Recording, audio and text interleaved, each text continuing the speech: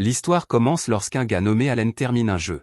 Le jeu a pris 3 ans à terminer, mais cela ne suffit pas à Allen. C'est incroyablement décevant, et il dit que ce n'était qu'un autre jeu sans saveur. C'était de la pure camelote, et Allen souhaite qu'il y ait un jeu qui prenne au moins 10 ans à terminer. Allen décide de ne pas perdre de temps, alors il cherche exactement ce qu'il veut. Dans sa recherche, il cherche un jeu vidéo avec un équilibrage nul, et il veut qu'il soit hardcore. Cela le mène à un site qui propose un jeu qui ne finit jamais. Allen ne peut être plus excité de commencer, alors il jette un œil aux paramètres de difficulté. Là, il trouve les modes standard facile, normal et difficile, mais la dernière sélection le surprend. C'est appelé le mode enfer, et sa description est assez vague. Elle dit que les regrets sont le moindre de ses soucis, car il sera confronté à un désespoir total. Allen est un joueur sérieux, donc ces mots ne le perturbent pas car il les a déjà tous entendus auparavant. Il sélectionne immédiatement la difficulté mode enfer, et le jeu commence. Il y a une tonne de classes de personnages parmi lesquelles choisir, et certaines options sont épéistes et utilisateurs de lance. Allen s'intéresse à la classe de Seigneur Démon, mais il y en a une en dessous. C'est la classe d'Invocateur, et Allen ne peut que se demander pourquoi son niveau de difficulté est si élevé. Allen cherche un défi, alors il sélectionne Invocateur, mais le jeu dit que la classe est encore en phase de test alpha. Le jeu lui permet quand même de la choisir, alors il dit qu'il sera le cobaye du jeu et qu'il testera la classe. Une fois cela réglé, Allen est prêt à jouer, alors il appuie sur le bouton de démarrage. Cependant, ce n'est pas un jeu ordinaire, donc Allen est téléporté à l'intérieur. Quelques instants plus tard, un homme dit à sa femme qu'elle a fait du bon travail en donnant naissance à leur fils. Ce bébé est Allen, et il comprend rapidement qu'il doit avoir été réincarné.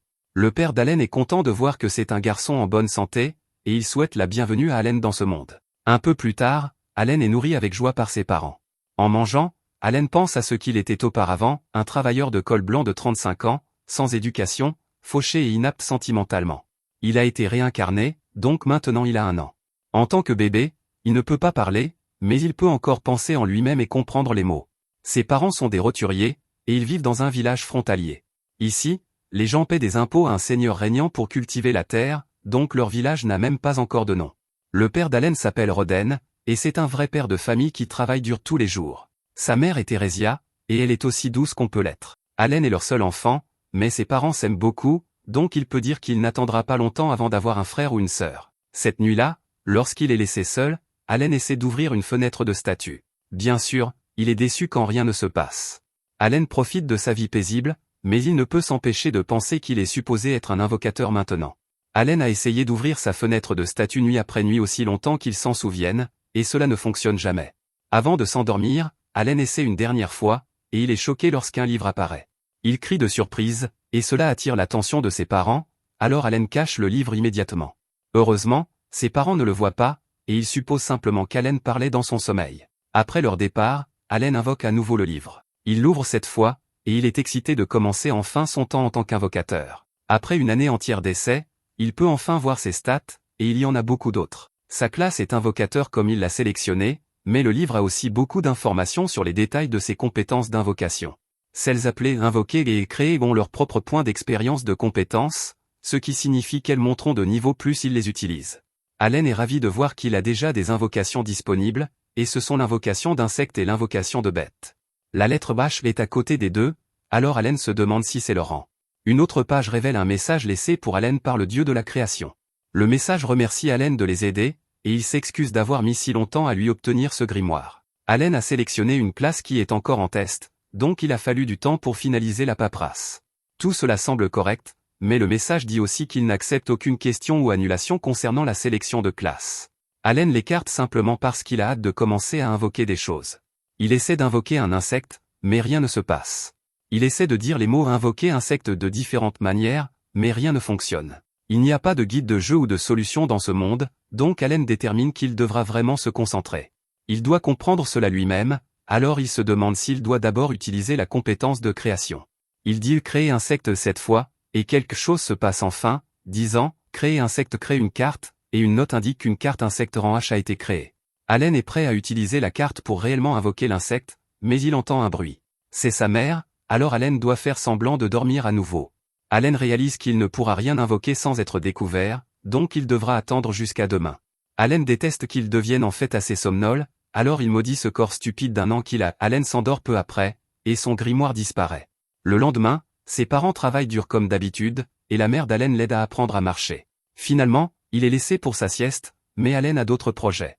Il sort son grimoire et invoque immédiatement l'insecte. Cela provoque une immense quantité de lumière qui jaillit du livre, et heureusement, sa mère ne la voit pas. Des orbes de lumière flottent maintenant autour d'Allen, et il n'a aucune idée de ce qui se passe. Juste à ce moment, les lumières convergent toutes sur le livre, et un insecte en sort. La créature émet un bruit étrange en sautant, et Allen remarque que c'est une sauterelle géante. Il se demande si elle écoutera ses ordres, alors il lui ordonne de venir vers lui. Allen est encore un bébé, donc il peut à peine formuler des mots réels, mais les instructions sont assez claires. Malheureusement, elles sont inefficaces, car la sauterelle ne l'écoute pas du tout. Au lieu de cela, elle va juste dans la direction opposée, donc Allen détermine que c'est juste un insecte stupide. Allen cherche de l'aide à l'intérieur du grimoire, et il est ravi de voir que cela lui montre les stades de la sauterelle. Allen peut même lui donner un nom formel, alors il la nomme Danka. Allen remarque une section appelée bonus, et il se demande ce que cela signifie. Il y est écrit plus un d'endurance et plus un d'agilité, mais cela ne semble pas affecter la sauterelle. Juste à ce moment, Allen réalise quelque chose, alors il va vérifier ses propres stats à nouveau. Il est instantanément émerveillé car les bonus augmentent en fait ses propres stats. C'est encore plus génial que tout ce qu'il aurait pu imaginer, alors il crie. Malheureusement, cela attire l'attention de sa mère, et elle est horrifiée par la sauterelle. Elle l'écrase immédiatement, et Allen ne peut que pleurer son compagnon loyal, Danka. Après plusieurs jours à jouer avec ses compétences, Allen a finalement passé à la création de la bête. C'est une souris, et il a choisi le nom de Mouzi. Mouzi est stupide comme une pierre tout comme Danka, mais Allen ne peut pas se plaindre. Elles ne sont pas très intelligentes, mais elles utilisent leur capacité chaque fois qu'il le leur dit. Mouzi a la capacité de se précipiter, donc chaque fois qu'Allen lui dit de l'utiliser, Mouzi se précipite dans la pièce. Quant à Danka, sa capacité s'appelle saut. Allen a déterminé que ce monde fourmille de monstres puissants, et il sait qu'il ne pourra en vaincre aucun avec ses deux petits compagnons. Allen a aussi appris qu'il peut stocker jusqu'à 10 cartes d'invocation pour chaque créature, et la chose la plus importante sont leurs bonus. Par exemple, en empilant 10 cartes de Mouzi, la stat d'attaque d'Allen augmente de 10. Grâce à l'empilement de tant de cartes de Mouzi, Allen peut frapper suffisamment fort pour surpasser facilement ce que n'importe quel bébé normal peut faire. De plus, l'expérience requise pour monter en niveau des compétences et des personnages en mode enfer est 100 fois ce qu'elle est en mode normal. Juste à ce moment, Allen et sa mère accueillent Roden après son retour de chasse. Roden est un roturier, mais quand la saison froide arrive, il part chasser des monstres avec les autres hommes du village. Roden vient de vaincre un sanglier sauvage, et il veut savoir si Allen veut le voir. Allen ne peut même pas cacher son excitation car ce sera son premier regard sur un vrai monstre. Roden met alors Allen sur ses épaules, et la famille aimante dit au revoir avant de se séparer. Allen obtient son premier aperçu de ce à quoi ressemble ce monde à l'extérieur de la maison, et il est émerveillé. Roden pointe un troupeau de monstres, et il dit à Allen qu'il s'appelle des albirons. Ils se rassemblent et se dirigent vers le nord à cette période de l'année. Ce sont des monstres qui signalent l'arrivée de l'automne, et Roden révèle qu'il a nommé Allen d'après eux. Pour ces monstres, le ciel est la limite, et ils peuvent utiliser leurs ailes pour voler où ils veulent dans le monde. C'est ce qu'est vraiment la liberté, et c'est ce que Roden veut pour Allen. Malheureusement, Roden s'est fait gronder par Theresia, mais il sait que c'est ce qu'il mérite pour avoir nommé leur fils d'après un monstre. Finalement, ils arrivent à destination, et Allen est émerveillé de voir la taille du sanglier. C'est terrifiant de près, et Allen détermine qu'il ne pourrait pas battre cette chose dans un combat. Juste à ce moment, un gars nommé Gerta approche Roden. Gerta dit à tout le monde que le champion poids lourd d'aujourd'hui est arrivé, et tous les autres gars célèbres. Ils n'ont pu vaincre le sanglier que grâce à Roden, mais il est trop humble, et dit qu'il a juste eu de la chance. Roden dit à Allen de se présenter, donc Allen donne formellement son nom. Gerta est stupéfait car Allen n'a qu'1 an et il est déjà si civilisé.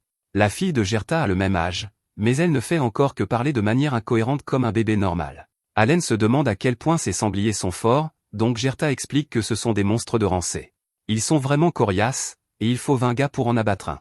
Allen écoute très attentivement, et il est content d'entendre cette information car cela lui donne un point de référence pour déterminer la force des monstres. 10 mois plus tard, Allen crie de célébration car ses capacités de création et d'invocation ont atteint le niveau 2. Il débloque quelques autres choses aussi, donc Allen commence vraiment à ressentir l'adrénaline du joueur. Il vérifie immédiatement ses stats et voit qu'il peut maintenant créer des cartes de créatures de rangée. En plus de cela, il a acquis une compétence qui fusionne les invocations ensemble, et son espace d'inventaire de cartes a doublé. Bien sûr, cela signifie plus de cartes, mais plus important encore, cela signifie qu'il obtiendra le double des bonus. Aussi, maintenant son grimoire a une fonction de note qui lit ses pensées et écrit ce qu'il pense. Allen est prêt à fusionner des choses ensemble, mais il réalise qu'il n'a pas assez de puissance magique. Cette nuit-là, Allen travaille dur pour manger beaucoup de nourriture afin de récupérer la puissance magique qu'il a utilisée. Après le dîner, Allen est prêt à se mettre au travail. Il essaie de fusionner Muzi 1 et Muzi 2, mais rien ne se passe. Cela dit toujours qu'il n'a pas assez de puissance magique, mais il vient de la récupérer au maximum. Allen ne peut rien y faire pour le moment, donc il décide de créer une nouvelle carte d'invocation à la place. Il essaie de créer Beth G, mais une fois de plus, on lui dit qu'il n'a pas assez de puissance magique. Cela signifie qu'il ne peut rien fusionner ou créer de nouveau avec sa puissance magique maximale actuelle, donc Allen rejette tout cela sur le mode enfer qu'il a sélectionné. Un peu plus tard, nous voyons qu'Allen a 3 ans. Il est toujours au niveau 1, mais ses stats montrent qu'il a empilé plusieurs bonus. La plupart de ses stats naturelles sont à un seul chiffre, mais ses bonus ajoutent 10 et 20 points par-dessus. Il a maintenant une bête appelée Molly, et il peut la fusionner avec Hopper. Cela crée une carte oiseau G et donne à Allen plus 2 d'agilité et plus 2 d'intelligence. Allen nomme l'oiseau Chappie, et il l'invoque immédiatement. Chappie a la capacité d'imitation vocale, et Allen est émerveillé lorsque l'oiseau fait une imitation parfaite de sa voix. Ce sera très utile pour tromper les ennemis, donc Allen a hâte de l'utiliser. Allen invoque ensuite toutes ses créatures et leur fait utiliser leurs capacités. Il ordonne à Hopper d'utiliser provocation, donc la grenouille commence à sauter. Cela servira de bonne distraction sur le champ de bataille, donc Allen se tourne ensuite vers Molly. Il lui dit d'utiliser creuser, donc Molly creuse un énorme trou dans le sol. Ce sera génial pour créer des pièges, alors il dit à Molly qu'il a fait du bon travail. Ce sont toutes les invocations de rangée qu'Allen a créées il y a un moment, et il est content de leur utilité. Allen récite ensuite sa devise, qui est que si on domine les stats, alors on domine le jeu. La clé pour devenir un grand invocateur est de tout savoir sur les divers bonus de stats de toutes ces créatures. Il y a tellement de profondeur et de complexité dans le fait d'être un invocateur dans ce jeu, donc Allen déclare que c'est en cela que consiste le jeu hardcore. Juste à ce moment, Allen tombe dans le trou, et il se rappelle qu'il n'est probablement pas prêt à combattre des monstres de sitôt. Une cloche sonne au loin, ce qui signifie qu'il est 15 heures. Allen redoute ce moment de la journée car quelque chose de terrible s'est produit. Une fille l'appelle, et nous voyons que c'est sa voisine nommée Krena. Allen déclare qu'il est Allen l'honorable, et Krena déclare qu'elle est Krena la féroce. Elle le défie en duel, et il accepte avec empressement. Cela ne pourrait être moins cool aux yeux d'Allen, mais il sait qu'il doit prendre ses combats de jeu avec Krena au sérieux. S'il n'agit pas comme un enfant normal, Allen craint que son secret ne soit découvert. Il saute immédiatement dans la bataille avec Krena, mais il est surpris par sa vitesse. Allen a investi tous les bonus de ses créatures dans l'agilité, et pourtant, il peut à peine suivre Krena. Finalement, sa pression d'attaque immense submerge Allen, et elle brise son épée. Il dit qu'elle est trop surpuissante, mais Krena déclare qu'elle ne fait que commencer. Ensuite, les parents d'Allen voient que Krena est venue jouer avec Allen. Elle déclare qu'elle vient de finir de le battre en duel, et Theresia fait remarquer qu'il commence à faire sombre dehors. Karna décide de rentrer chez elle, et nous voyons qu'Allen n'a pas pu bouger après avoir été vaincu.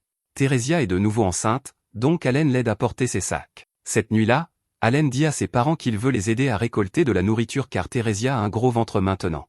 Ses parents sont surpris, mais Allen les assure qu'il peut le faire. Allen pense qu'il a maintenant l'endurance d'un adulte, donc il peut certainement aider. Theresia dit que les enfants comme Allen ne devraient pas avoir à travailler, donc ils devraient juste continuer à jouer avec Krena. Roden est d'accord avec elle, car il fait remarquer qu'Allen est déjà assez à la maison. Allen essaie d'insister, mais il est de nouveau repoussé. Roden fait remarquer qu'Allen finira par le faire de toute façon, donc il devrait juste profiter de la vie sans travail agricole tant qu'il le peut. Cela rappelle à Allen que leur famille sera des roturiers pour toujours, et il finira par grandir pour les aider. Aussi, travailler dans les fermes est à un niveau différent des tâches ménagères, et c'est vraiment épuisant. Ses parents ont raison de lui dire d'attendre, car Allen ne souhaiterait pas non plus ce genre de travail à son fils de 3 ans. Allen accepte d'attendre, donc ses parents sont ravis de l'entendre. Juste à ce moment, Theresia dit qu'elle a remarqué qu'Allen a lancé des pierres sur un arrière ces derniers jours. Elle se demande pourquoi, donc Allen rappelle à ses parents qu'ils lui ont dit qu'il y a des monstres dans la forêt à l'extérieur de la maison.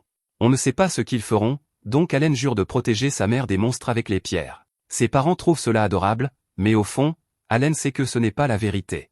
En réalité, il ne faisait cela que pour voir s'il pouvait apprendre des compétences autres que l'invocation. Les parents d'Allen mentionnent ensuite à quel point ils aiment regarder Allen se battre contre Krena. Ils ont toujours l'air de s'amuser tellement, et Roden a hâte à leur cérémonie d'appréciation. Allen ne sait pas ce que c'est, donc ils expliquent que c'est quelque chose qui se produira quand il aura 5 ans. C'est une cérémonie divine, et elle déterminera quel genre de talent Allen a. Avec un peu de chance, ils disent qu'un bon talent aidera Allen à sortir de la vie de roturier. Allen a de grands espoirs pour ce jour, et il l'attend avec impatience. Un peu plus tard, Allen voit que Danka saute toujours comme un champion dans la neige. Il testait quelque chose, et maintenant il sait qu'il peut invoquer une créature pendant toute une journée sans aucun problème. Juste à ce moment, Krenna arrive, et il se lance dans la bataille. Allen est en grave désavantage parce qu'il est un invocateur, et Krenna gagne une fois de plus. Roden arrive pour saluer sa famille, et il voit qu'Allen a été assommé à nouveau. Juste à ce moment, Theresia est choquée lorsque Danka saute sur sa jambe.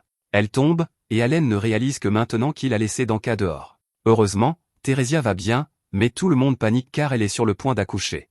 Roden envoie Krenna chercher sa mère, donc elle se précipite. Allen essaie désespérément de chauffer de l'eau, et il commence à souhaiter avoir joué à un simulateur d'accouchement avant de venir dans ce monde. L'eau est prête, donc Allen se demande quelle est la prochaine étape, mais Roden ne s'en souvient pas. Les gars commencent à paniquer encore plus, mais heureusement les parents de Krenna arrivent. La mère de Krenna dit aux gars de laisser les filles s'en occuper, et elle les chasse tous de la pièce. Des heures plus tard, les garçons retournent dans la pièce pour voir que tout s'est bien passé et que le deuxième enfant de la famille est né. C'est un autre garçon, donc Roden le nomme Mesh. Theresia adore ça, mais d'abord elle veut s'assurer que ce n'est pas un autre nom que Roden a pris d'un monstre. Roden ne peut pas le nier, mais Theresia rit. Elle aime toujours le nom, et tout le monde célèbre. Alors qu'Allen les regarde, il ne peut s'empêcher de se demander pourquoi il a été réincarné. Au début, il voulait juste jouer à un jeu hardcore avec un équilibrage nul, mais il réalise quelque chose maintenant. Il était fauché, sans éducation, inapte sentimentalement, et un parfait inconnu, donc il n'est pas triste de laisser sa vie passer derrière lui. Rien ne le retient maintenant, donc il va accumuler le meilleur équipement et maximiser toutes ses stats. Les parents d'Allen l'appellent pour dire bonjour à son frère, donc Allen souhaite la bienvenue à Mesh dans ce monde. Alors qu'il regarde tout le monde, Allen ne peut s'empêcher d'admettre que ces trucs de famille sont plutôt agréables. Allen fait pleurer son frère par accident, mais ses parents lui disent que ce n'est pas grave car il criait bien plus fort quand il est né. Allen est beaucoup plus heureux qu'il ne le pensait dans ce monde, et il a pris une décision. Il n'est pas tout à fait sûr de comment il y parviendra, mais il veut libérer sa famille de la corvée de la vie de roturier. Peu de temps après, Allen se demande à quoi ressemblera la cérémonie d'évaluation. Rodin explique que c'est un événement spécial auquel tout le monde doit participer lorsqu'ils atteignent l'âge de 5 ans. S'il s'avère qu'Allen a un talent, alors il pourrait peut-être s'élever de la vie de roturier. Le seul hic, cependant, est qu'avoir du talent signifiera aussi qu'il aura des rivaux. Lorsque les gens se sont installés dans cette région, ils ont commencé à faire beaucoup de bébés, donc il y a beaucoup d'enfants qui atteignent 5 ans en même temps qu'Allen. Krenna est l'une d'entre eux, et elle rejoint notre héros alors qu'il se rend à la cérémonie. En arrivant, Allen est surpris de voir à quel point les autres enfants sont bien habillés, et il se demande si ce sont tous des roturiers. Allen et sa famille sont une classe inférieure appelée les serfs, donc les autres villageois les méprisent. Bientôt, ils sont salués par les prêtres, qui disent qu'ils doivent tout à Elmia, le dieu de la création. Les gens viennent de tous horizons, mais Elmia bénit tout le monde également avec de grandes opportunités. Ce pays a même vu des héros dont la lignée remonte à Surfom. Les villageois ne peuvent pas croire que certains héros légendaires viennent d'une classe si basse, mais cela rend Allen plein d'espoir. Il se souvient avoir lu quelque chose à ce sujet avant d'entrer dans le jeu, et maintenant il comprend pourquoi tout le monde doit passer par la cérémonie. À l'intérieur, Allen voit les statues des dieux qui sont vénérés dans cette église. L'un d'eux est Elmia, et Allen se souvient que cette personne est celle qui lui a envoyé une lettre. La cérémonie d'évaluation commence, et le premier enfant appelé se nomme Paloma. Le prêtre explique qu'en plaçant sa main sur cette boule de cristal, tous les talents et attributs qu'il possède seront inscrits sur une plaque de métal. Paloma va toucher le cristal, et son père lui dit que tout ira bien. Les statistiques de Paloma s'affichent sur la plaque de métal, et Allen remarque que cela ressemble à la page de statistiques qu'il voit dans son grimoire. Le prêtre déclare que Paloma a le talent d'être un marchand, et le père de Paloma dit que c'est une excellente nouvelle. Il remercie le ciel, alors Allen en déduit qu'avoir un talent quelconque est une raison de célébrer. Allen remarque que les attributs sont affichés avec des rangs au lieu de chiffres, et son grimoire en prend note. Il a ce grimoire sorti devant tout le monde, mais c'est parce qu'il a appris que personne d'autre ne peut le voir. L'enfant suivant finit par pleurer auprès de ses parents parce que rien ne se passe lorsqu'il touche la boule de cristal, et cela montre clairement que tout le monde n'obtient pas de talent. Un autre enfant nommé Dogora obtient le talent de porteur de hache, et c'est le premier attribut de rang A qu'il voit. Plusieurs heures plus tard, tous les enfants ont été évalués et il ne reste qu'Allen et Krenna. Krenna passe le test, et tout le monde est choqué lorsque la boule de cristal commence à briller plus que jamais auparavant. Son père ne peut que se demander ce que cela signifie, et le prêtre dit que c'est un miracle. Krenna a le talent appelé Seigneur de l'épée, et c'est l'un des meilleurs talents qui existent. Gerta dit qu'elle a touché le jackpot avec le talent de Seigneur de l'épée, mais Krenna est déçue parce qu'elle voulait celui de l'épéiste. C'est encore mieux cependant, alors Gerta célèbre. Allen avait deviné qu'elle aurait un grand talent parce que c'est la seule façon de justifier à quel point elle est ridiculement OP dans leur combat à l'épée. C'est maintenant le tour d'Allen, et il est soulagé parce que cette évaluation montrera à ses parents qu'il est un invocateur et qu'il n'aura plus à le cacher.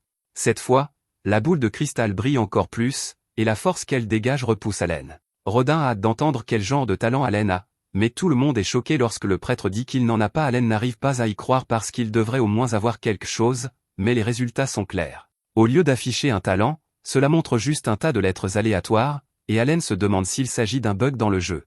Il blâme les développeurs du jeu et dit qu'Elmia, le soi-disant dieu de la création, devrait apprendre à déboguer son jeu. Cela signifie que personne ne saura qu'il est un invocateur, mais il est surpris par Rodin. Rodin dit que ce n'est pas grave s'il n'a pas de talent, et il rentre chez eux. Ses parents lui disent que les talents n'ont pas d'importance et qu'Allen sera toujours leur fierté et leur joie. Allen pense à ce que sa famille n'a pas grand-chose, et ils n'ont même pas de baignoire pour se laver. Ils sont méprisés parce qu'ils sont pauvres, mais Allen dit qu'il est toujours heureux d'être né dans une famille aussi aimante. Cette nuit-là, Allen repasse tout ce qu'il a appris. Tous ses attributs sont de rang E, et aujourd'hui il a appris qu'il est le seul dans ce monde entier à jouer en mode enfer. Tous les participants à la cérémonie d'évaluation avaient 5 ans, ce qui signifie qu'ils devraient tous être de niveau 1 comme lui. Le système de classement affecte probablement la quantité de croissance qu'ils peuvent obtenir chaque fois qu'ils montent de niveau. La seule chose qui peut expliquer pourquoi tous ces attributs sont de rang E est parce que la progression en mode enfer est 100 fois plus difficile que la normale. Cela signifie aussi que ces attributs ne montrent qu'un centième de ce que ces rangs réels sont. Allen était coincé dans une boucle à jouer à des jeux faciles, et maintenant il est entré dans le jeu le plus difficile de tous les temps. La plupart des gens abandonneraient, mais Allen est déterminé à prouver à tout le monde que le jeu hardcore est la vraie voie. Ces lettres aléatoires au lieu d'un talent étaient clairement un bug, alors Allen décide d'écrire des lettres de réclamation à l'équipe de développement. Plus tard, Allen et sa famille vont à la célébration de Krenna. Krenna a appris que Seigneur de l'épée est encore mieux que le talent d'épéiste, ce qui signifie qu'elle va être encore plus forte. Le chef du village leur a donné de l'alcool de célébration, mais Rodin a agi bizarrement toute la journée. Il dit à Gerta de profiter de l'alcool, mais il est clairement troublé par quelque chose. Allen se demande s'il est jaloux que Krenna ait obtenu le talent de Seigneur de l'épée à sa place, mais Allen sait que son père n'est pas aussi mesquin. Gerta refuse de boire pendant que Rodin est contrarié, et la vérité finit par éclater. Rodin a dit à Gerta plutôt que sa famille allait couper les ponts avec eux, et Gerta exige de savoir pourquoi. Rodin dit que ce n'est pas ce qu'il veut faire, mais que c'est quelque chose qu'il doit faire pour Krenna. Son talent est extraordinaire, et elle pourrait même finir par rejoindre la chevalerie pour servir leur pays. Il y a de bonnes chances qu'elle puisse même devenir noble, donc les personnes avec son talent ne devraient pas perdre leur temps à socialiser avec des serfs. Les deux hommes commencent à se disputer, et Allen se demande s'il devrait faire quelque chose. Il dit à Krenna de les calmer, mais les femmes s'en chargent. Elles utilisent la force brute pour mettre fin à la dispute, et elles disent à Allen que les deux hommes se disputent toujours comme ça. Ils sont amis depuis très longtemps, et ils étaient autrefois des têtes brûlées qui se battaient tout le temps. Les 4 sont en fait des amis d'enfance, et ils ont grandi dans le même village. Ils ont entendu qu'un nouveau village était en construction, alors ils ont tous accepté de participer à l'effort. Leur maison avait même le même design, et les deux hommes les ont construites de leurs propres mains. Rodin et Gerta se calment en parlant de construction, et ils boivent l'alcool de célébration. Quelques jours plus tard, Gerta est choquée d'apprendre que l'ordre des chevaliers vient voir Krenna. Tout le monde se rassemble dans le village pour voir les chevaliers, et ils ne peuvent pas croire qu'ils viennent pour Krenna parce qu'elle n'est qu'une enfant. Allen est aussi impressionné parce qu'il semble que la rumeur de son incroyable talent commence à se répandre. L'enfant nommé Dogora arrive, et Allen remarque qu'il s'investit vraiment dans son talent de hache en portant un bâton géant. Dogora demande ce qu'Allen fait ici, et il dit que les losers sans talent n'ont pas leur place ici. Krenna le défend en disant qu'Allen est fort, mais Dogora fait remarquer que tous les rangs d'Allen étaient eux. Juste à ce moment, les chevaliers arrivent, et même le capitaine des chevaliers est là. Son nom est Zenof, et il est un maître d'épée. Krenna est appelée à les rencontrer, et Allen peut dire qu'elle est extrêmement excitée. Cela fait 3 ans qu'ils ont commencé à jouer aux chevaliers, et maintenant elle rencontre les vrais. Elle se présente à Zenof, et Allen se demande si leur présence signifie qu'elle va devenir chevalier maintenant. Gerta s'inquiète en faisant remarquer que Krenna n'a que 5 ans et qu'elle n'a même jamais touché une vraie épée auparavant. Zenof dit que cela n'a pas d'importance tant qu'elle a le talent de seigneur de l'épée, et il commence à se demander s'il mente. L'atmosphère devient très tendue, et Allen sent que quelque chose ne va pas.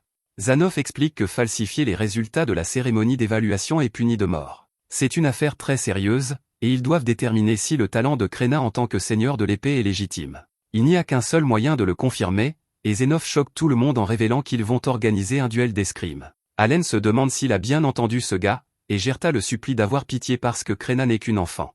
Zenof refuse et dit qu'elle doit se battre, ou elle et toute sa famille seront éliminés sur place. Tout le monde est horrifié d'entendre cela, et Allen pense que ce n'est pas du tout juste. Contrairement à tout le monde, Krenna n'est pas inquiète. Un chevalier lui apporte une épée, et elle est juste excitée d'utiliser une vraie pour la première fois. Elle dit à Gerta que tout ira bien, et même lui ne peut pas croire à quel point elle est calme. Krenna se prépare pour son duel qui déterminera le sort de toute sa famille, mais elle n'est pas du tout inquiète. Au lieu de cela, elle se présente comme Krenna la chevalière, et elle défie son adversaire. Son adversaire, nommé Lebran, a le talent de lance, et il accepte son défi. Leur duel commence, et tout le monde est étonné de voir que Krenna est capable d'utiliser une épée presque aussi grande qu'elle. Allen analyse le combat de près et pense que la maîtrise de l'épée de Krenna devrait être au niveau 5 grâce à leur combat de jeu quotidien. C'est assez bon pour quelqu'un de son âge, mais il n'est pas sûr de l'aider contre le chevalier. La bataille s'intensifie, et Gerta craint pour la vie de Krenna alors qu'elle est repoussée. Le chevalier ne retient pas ses coups lorsqu'il trouve une ouverture dans son attaque, et il l'envoie s'écraser contre un mur. Gerta veut aller vers sa fille, mais les chevaliers le retiennent. Krenna est vraiment en mauvaise posture, et on voit qu'Allen est aussi retenu. Allen pense que Krenna est peut-être une seigneur de l'épée, mais les adultes ont toujours un avantage en compétence et en niveau. Ce combat n'est même pas équitable, mais tout le monde devient complètement silencieux lorsque quelque chose commence à se produire. Une sorte de pouvoir commence à s'écouler de Krenna, et elle devient presque une personne différente alors qu'elle retourne au combat. Le sourire a complètement disparu de son visage, et elle commence à dominer la bataille. Le chevalier détermine que cela doit être une compétence supplémentaire, et il est rapidement submergé. Krenna est même capable de détruire son épée, alors Zénov déclare que le duel est terminé. Krenna est surprise d'entendre que c'est déjà fini, et elle remercie joyeusement Lebran pour la bataille. Il est complètement vaincu, et tout le monde acclame Krenna. Elle est la vraie seigneur de l'épée, alors Gerta dit probablement que c'est sa fille. Zénov dit qu'il n'y a pas à contester le talent de Krenna, et il félicite Gerta pour avoir élevé un seigneur de l'épée. Krenna a un talent merveilleux, alors il s'excuse d'avoir douté d'eux. Zénov aimerait discuter de son avenir, mais Gerta ne sait pas s'il peut faire confiance au chevalier. Zénov lui dit qu'il peut amener ses amis si cela le met plus à l'aise, alors Gerta invite Rodin et sa famille. Ils se réunissent tous chez le chef du village, et il y a plus de monde que prévu par Allen. Il est logique que le fils du chef soit là, mais Allen se demande pourquoi l'enfant à la hache est là aussi. Zénov se présente formellement et explique qu'il a été envoyé ici pour déterminer si un vrai seigneur de l'épée était parmi eux. La réponse est maintenant très claire, et cela signifie qu'il y aura de grands changements. On disait que ce village serait nommé d'après le chef une fois qu'il serait pleinement établi, mais maintenant qu'ils savent qu'un seigneur de l'épée est né ici, le roi veut autre chose. Le roi a décidé qu'il devrait honorer cette occasion mémorable en nommant le village Krenna. Gerta n'arrive pas à y croire, et le chef accepte joyeusement. Zénov explique qu'il y a 3 ans, un seigneur de l'épée est né dans une famille noble. Allen peut immédiatement dire qu'il y a quelque chose qui ne va pas parce que dans ce jeu, un seigneur de l'épée ne peut naître que dans les classes sociales serfs, roturiers et stériles. Zénov dit que ce seigneur de l'épée a ensuite servi la famille royale, mais qu'il n'a pas répondu aux attentes. Cela a conduit à une réévaluation, et ils ont découvert que ce gars était en fait juste un épéiste ordinaire. Par la suite, il a été découvert que de nombreux membres de la noblesse avaient exagéré leur talent. À cause de cela, le royaume a fait en sorte de vérifier minutieusement tous les résultats. Zénov s'excuse à nouveau d'avoir dû tester Krenna, et il dit à Gerta de continuer à l'aider à s'épanouir en tant que seigneur de l'épée. Quand elle atteindra l'âge de 12 ans, elle pourra étudier à l'académie et éventuellement servir directement sous la famille royale. Dogora se demande si toute personne qui va à l'académie peut devenir chevalier, mais son père doit s'excuser pour le manque de manières de son fils. Zénov explique qu'à un moment donné, un instructeur sera envoyé dans ce village, donc Dogora devrait faire de son mieux pour étudier et obtenir son admission à l'académie. Krenna dit qu'Allen devrait étudier avec eux, mais Dogora dit qu'Allen ne peut même pas étudier pour sortir d'un sac en papier. Allen n'arrive pas à croire que ses enfants se disputent sur son intelligence parce que, sans le savoir, il a en fait 40 ans en dehors du jeu. Zénov remarque qu'Allen a les yeux sombres et les cheveux sombres, alors il se demande qui il est. Rodin explique qu'Allen est son fils, et Gerta les présente. Zénov reconnaît immédiatement Rodin le chasseur de sangliers, et il s'excuse de ne pas l'avoir reconnu plus tôt. Il dit que Rodin est une légende du village, mais Rodin ne sait même pas pourquoi ce gars connaît son nom. Il s'avère que le baron apprécie énormément la viande de grands sangliers fournie par ce village. D'après ce qu'ils ont entendu, Rodin est l'homme responsable du rôle le plus dangereux lors des chasses. C'est un éloge du baron lui-même, alors Allen dit que son père est une superstar. Après s'être séparés, Rodin dit que Krenna sera probablement chevalier un jour. Ce que Zénov a dit prouve aussi que des cerfs comme Rodin le chasseur de sangliers peuvent être reconnus par les grands pontes. Rodin dit qu'il devrait toujours continuer à travailler parce qu'on ne sait jamais quel bien en viendra. Allen est d'accord, et il le sait mieux que quiconque jouant à ce jeu en mode enfer. Juste à ce moment, Allen révèle qu'il a subtilisé une partie de la nourriture du dîner pour pouvoir la donner à sa mère et à Mash. Il se demande si c'était mal de faire cela, mais Rodin révèle qu'il a fait la même chose. Quelque temps plus tard, Allen crie d'excitation parce qu'il a enfin fait monter de niveau sa compétence d'invocation. Il a maintenant la compétence améliorée, et il se demande si cela signifie qu'il peut rendre son invocation plus forte. Allen a également débloqué des créatures de rang F, mais il doit encore les fusionner pour en obtenir de nouvelles. Allen se demande quel type il a obtenu cette fois, et il espère avoir obtenu quelque chose comme un dragon. Pour couronner le tout, l'espace d'inventaire d'Allen est passé de 20 à 30, ce qui signifie qu'il pourra obtenir encore plus d'amélioration de ses monstres. Cela fait 2 années complètes depuis qu'il a fait monter en niveau sa compétence d'invocation, mais c'est ainsi quand on joue à un jeu au niveau de difficulté le plus élevé. Ce soir-là, Allen fait le ménage après le dîner avant de se préparer à expérimenter ses nouvelles compétences. Il remarque que la cicatrice que Rodin avait sur le bras a disparu, alors Rodin explique ce qui s'est passé plus tôt.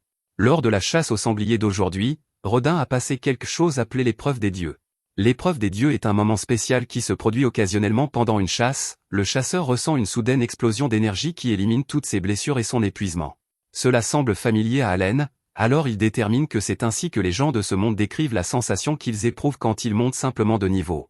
Allen ne peut pas voir les statistiques de son père, mais c'est un guerrier aguerri, et il est sûr que Rodin doit être à un niveau assez élevé maintenant. Même si la compétence d'invocation d'Allen a augmenté, il n'est toujours que niveau 1, et il n'est même pas près de monter de niveau. Il n'a aucun point d'expérience, et il sait qu'il n'en aura jamais à moins de commencer à vaincre des monstres. Le problème est que les cerfs comme lui et sa famille ne peuvent pas quitter le village sans permission. La seule exception est la chasse, alors Allen dit qu'il aimerait rejoindre une chasse avec son père. Rodin refuse, car il souligne que la chasse n'est pas un jeu. C'est incroyablement dangereux, et les gens peuvent même y perdre la vie. Cette nuit-là, Allen voit qu'il a reçu un autre message d'Elmia, le dieu de la création. Ils ont corrigé le texte bogué de la cérémonie d'appréciation, et ce message montre ses vrais résultats d'appréciation.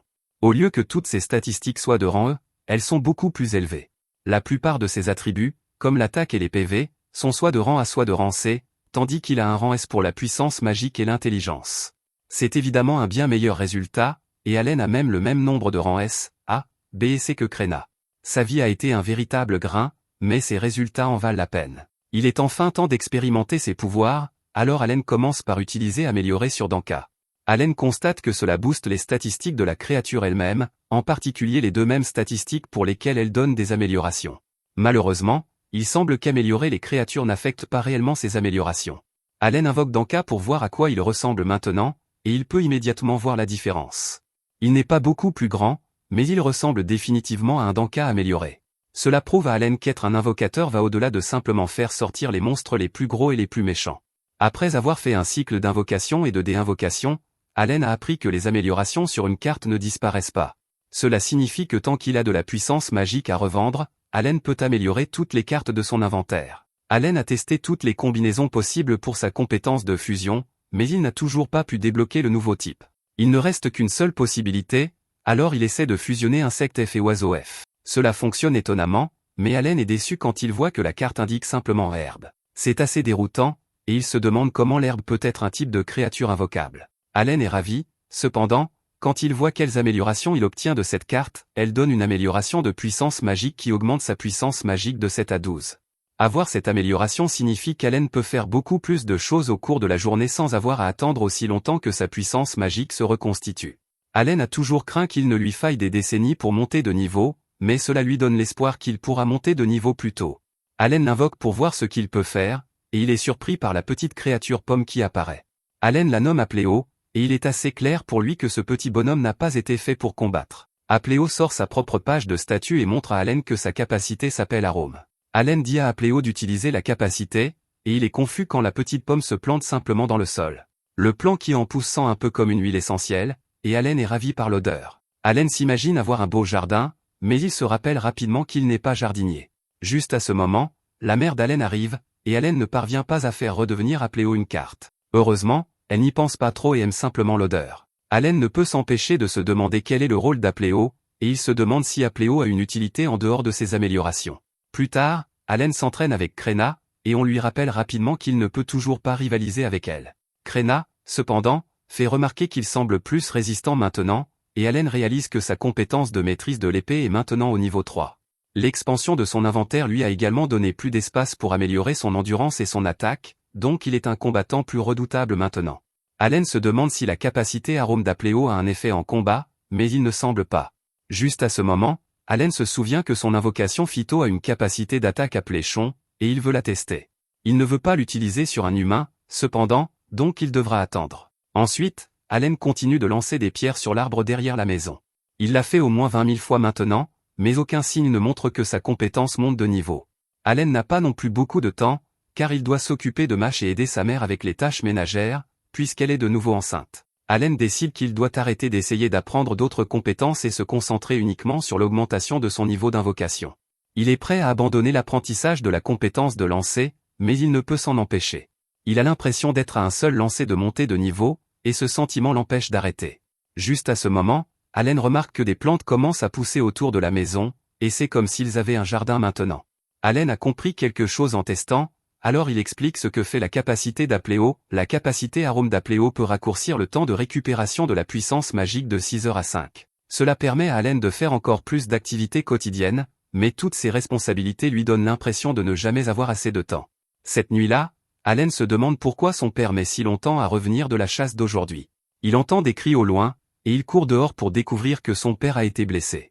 Rodin est dans un état terrible parce qu'ils ont pris un croc de sanglier droit dans le ventre. La blessure est horrible, et Allen peut dire que les autres guerriers n'ont pas eu d'autre choix que de la cautériser.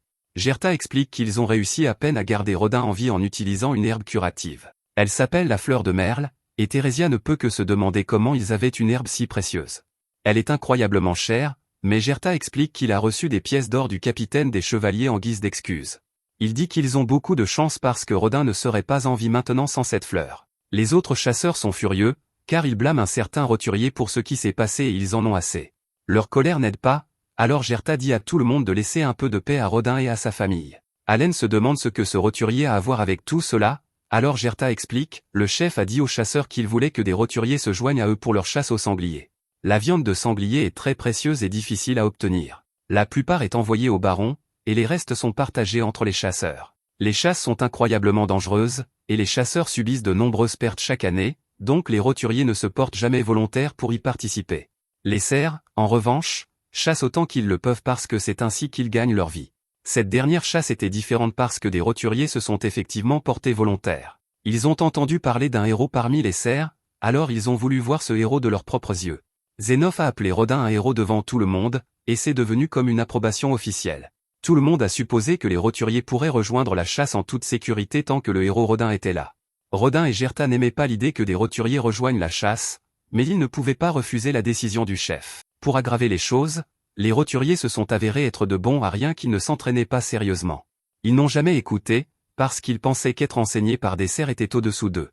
Le jour de la chasse, les chasseurs ont donné aux roturiers la tâche la plus facile, ils avaient seulement besoin de retenir l'attention du sanglier, mais le moment venu, ils ont tout fait de travers. Ils ont jeté toute la stratégie des chasseurs par la fenêtre, alors les chasseurs ont été forcés d'improviser. La chasse est devenue un chaos total, et Rodin a été blessé en sauvant l'un des roturiers. Heureusement, ils ont réussi à tuer le sanglier, mais Rodin est celui qui a payé le prix d'avoir dû protéger le roturier. Allen est horrifié de voir son père dans cet état, et il est très dur avec lui-même. Il se traite de perdant parce qu'il s'est seulement concentré sur lui-même et qu'il n'a vraiment aidé personne. Le lendemain matin, Allen dit qu'il prendra le relais pour surveiller Rodin, mais Thérésia lui dit qu'il a besoin de se reposer. Juste à ce moment, Rodin se réveille, et tout le monde est content de voir qu'il est conscient. Allen, quant à lui, ne peut que se demander ce qu'il a fait tout ce temps. Il a été totalement préoccupé à s'améliorer, mais il se demande à quoi sert le pouvoir sans but. Allen réalise maintenant que, pour les gens autour de lui, ce n'est pas un jeu. C'est un monde cruel, et ils font tout ce qu'ils peuvent pour y survivre. Gerta arrive pour livrer la part de viande de sanglier de Rodin, et il dit à la famille qu'ils n'ont rien à craindre. Ils vont s'assurer qu'ils sont bien pris en charge pendant l'hiver pour que Rodin puisse se concentrer sur sa guérison.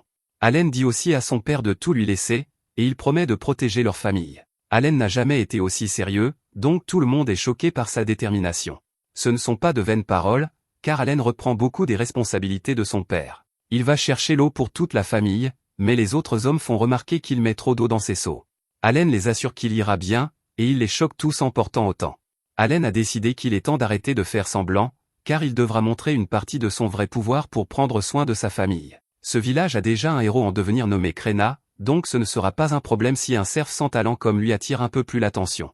À partir de ce jour, Allen a décidé de déverser chaque amélioration dans ses statistiques physiques. C'est un revirement complet par rapport à ce qu'il faisait avant, car il abandonne maintenant toutes ses statistiques de puissance magique. C'était une décision difficile, mais Allen a décidé que la famille passe en premier. Plus tard, Allen va apprendre à récolter des pommes de terre. Gerta est celui qui lui enseigne, et il explique qu'Allen devra utiliser ses 2 mains pour tirer les pommes de terre par la racine. Allen l'étonne quand il parvient à les tirer d'une seule main, et Gerta se rend compte qu'Allen est beaucoup plus fort qu'il ne le pensait.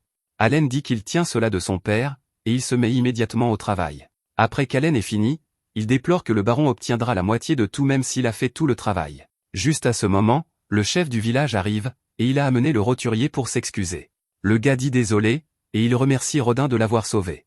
Allen pense qu'une excuse n'aidera en rien, mais Rodin est beaucoup plus indulgent. Il dit au gars d'être plus prudent la prochaine fois, et Allen est en admiration devant son père. Theresia est dure avec le gars, car elle souligne que Rodin a presque perdu la vie à cause de lui. Elle souligne que tout le monde a une famille à laquelle revenir, quel que soit son statut social, alors elle lui dit de garder cela à l'esprit. Les autres chasseurs arrivent, et ils sont tous contents de voir que Rodin va beaucoup mieux, certains d'entre eux veulent même qu'il les rejoigne pour leur prochaine chasse, alors Theresia doit leur dire que Rodin est encore en convalescence. Quelque temps plus tard, Allen libère de l'espace dans un champ pour tester quelque chose. Il invoque un tas de ses grenouilles et met en place un petit piège. Il fait utiliser à ces grenouilles leur capacité de provocation, et Allen attend patiemment à proximité. Il sait que ce piège est assez cliché, mais il pourrait lui rapporter quelques oiseaux sauvages qui aideront sa famille à survivre à l'hiver. Malheureusement, rien ne vient, alors Allen se demande si la portée de cette capacité n'est pas assez large. Il est prêt à retourner à la planche à dessin pour élaborer un nouveau plan, mais il est choqué quand un oiseau sauvage apparaît enfin. Cet oiseau s'avère être bien plus coriace que prévu, car il détruit complètement son piège. Il commence à anéantir toutes les grenouilles, et Allen réalise que cet oiseau est un albaharin. Allen pensait que la capacité attirait quelques petits oiseaux, alors il est horrifié de voir qu'elle a en fait attiré un monstre de Rambé. Cet oiseau dont il porte le nom a l'air plutôt coriace, alors Allen décide de simplement s'enfuir. Juste à ce moment, Allen se souvient que sa compétence améliorée est maintenant au niveau 2. Cela peut augmenter les statistiques de ses créatures de plus 10 à plus 20, et il a déjà amélioré chaque invocation dans tout son inventaire. S'il y avait un moment pour combattre un monstre, ce serait maintenant, alors Allen décide de tenter sa chance.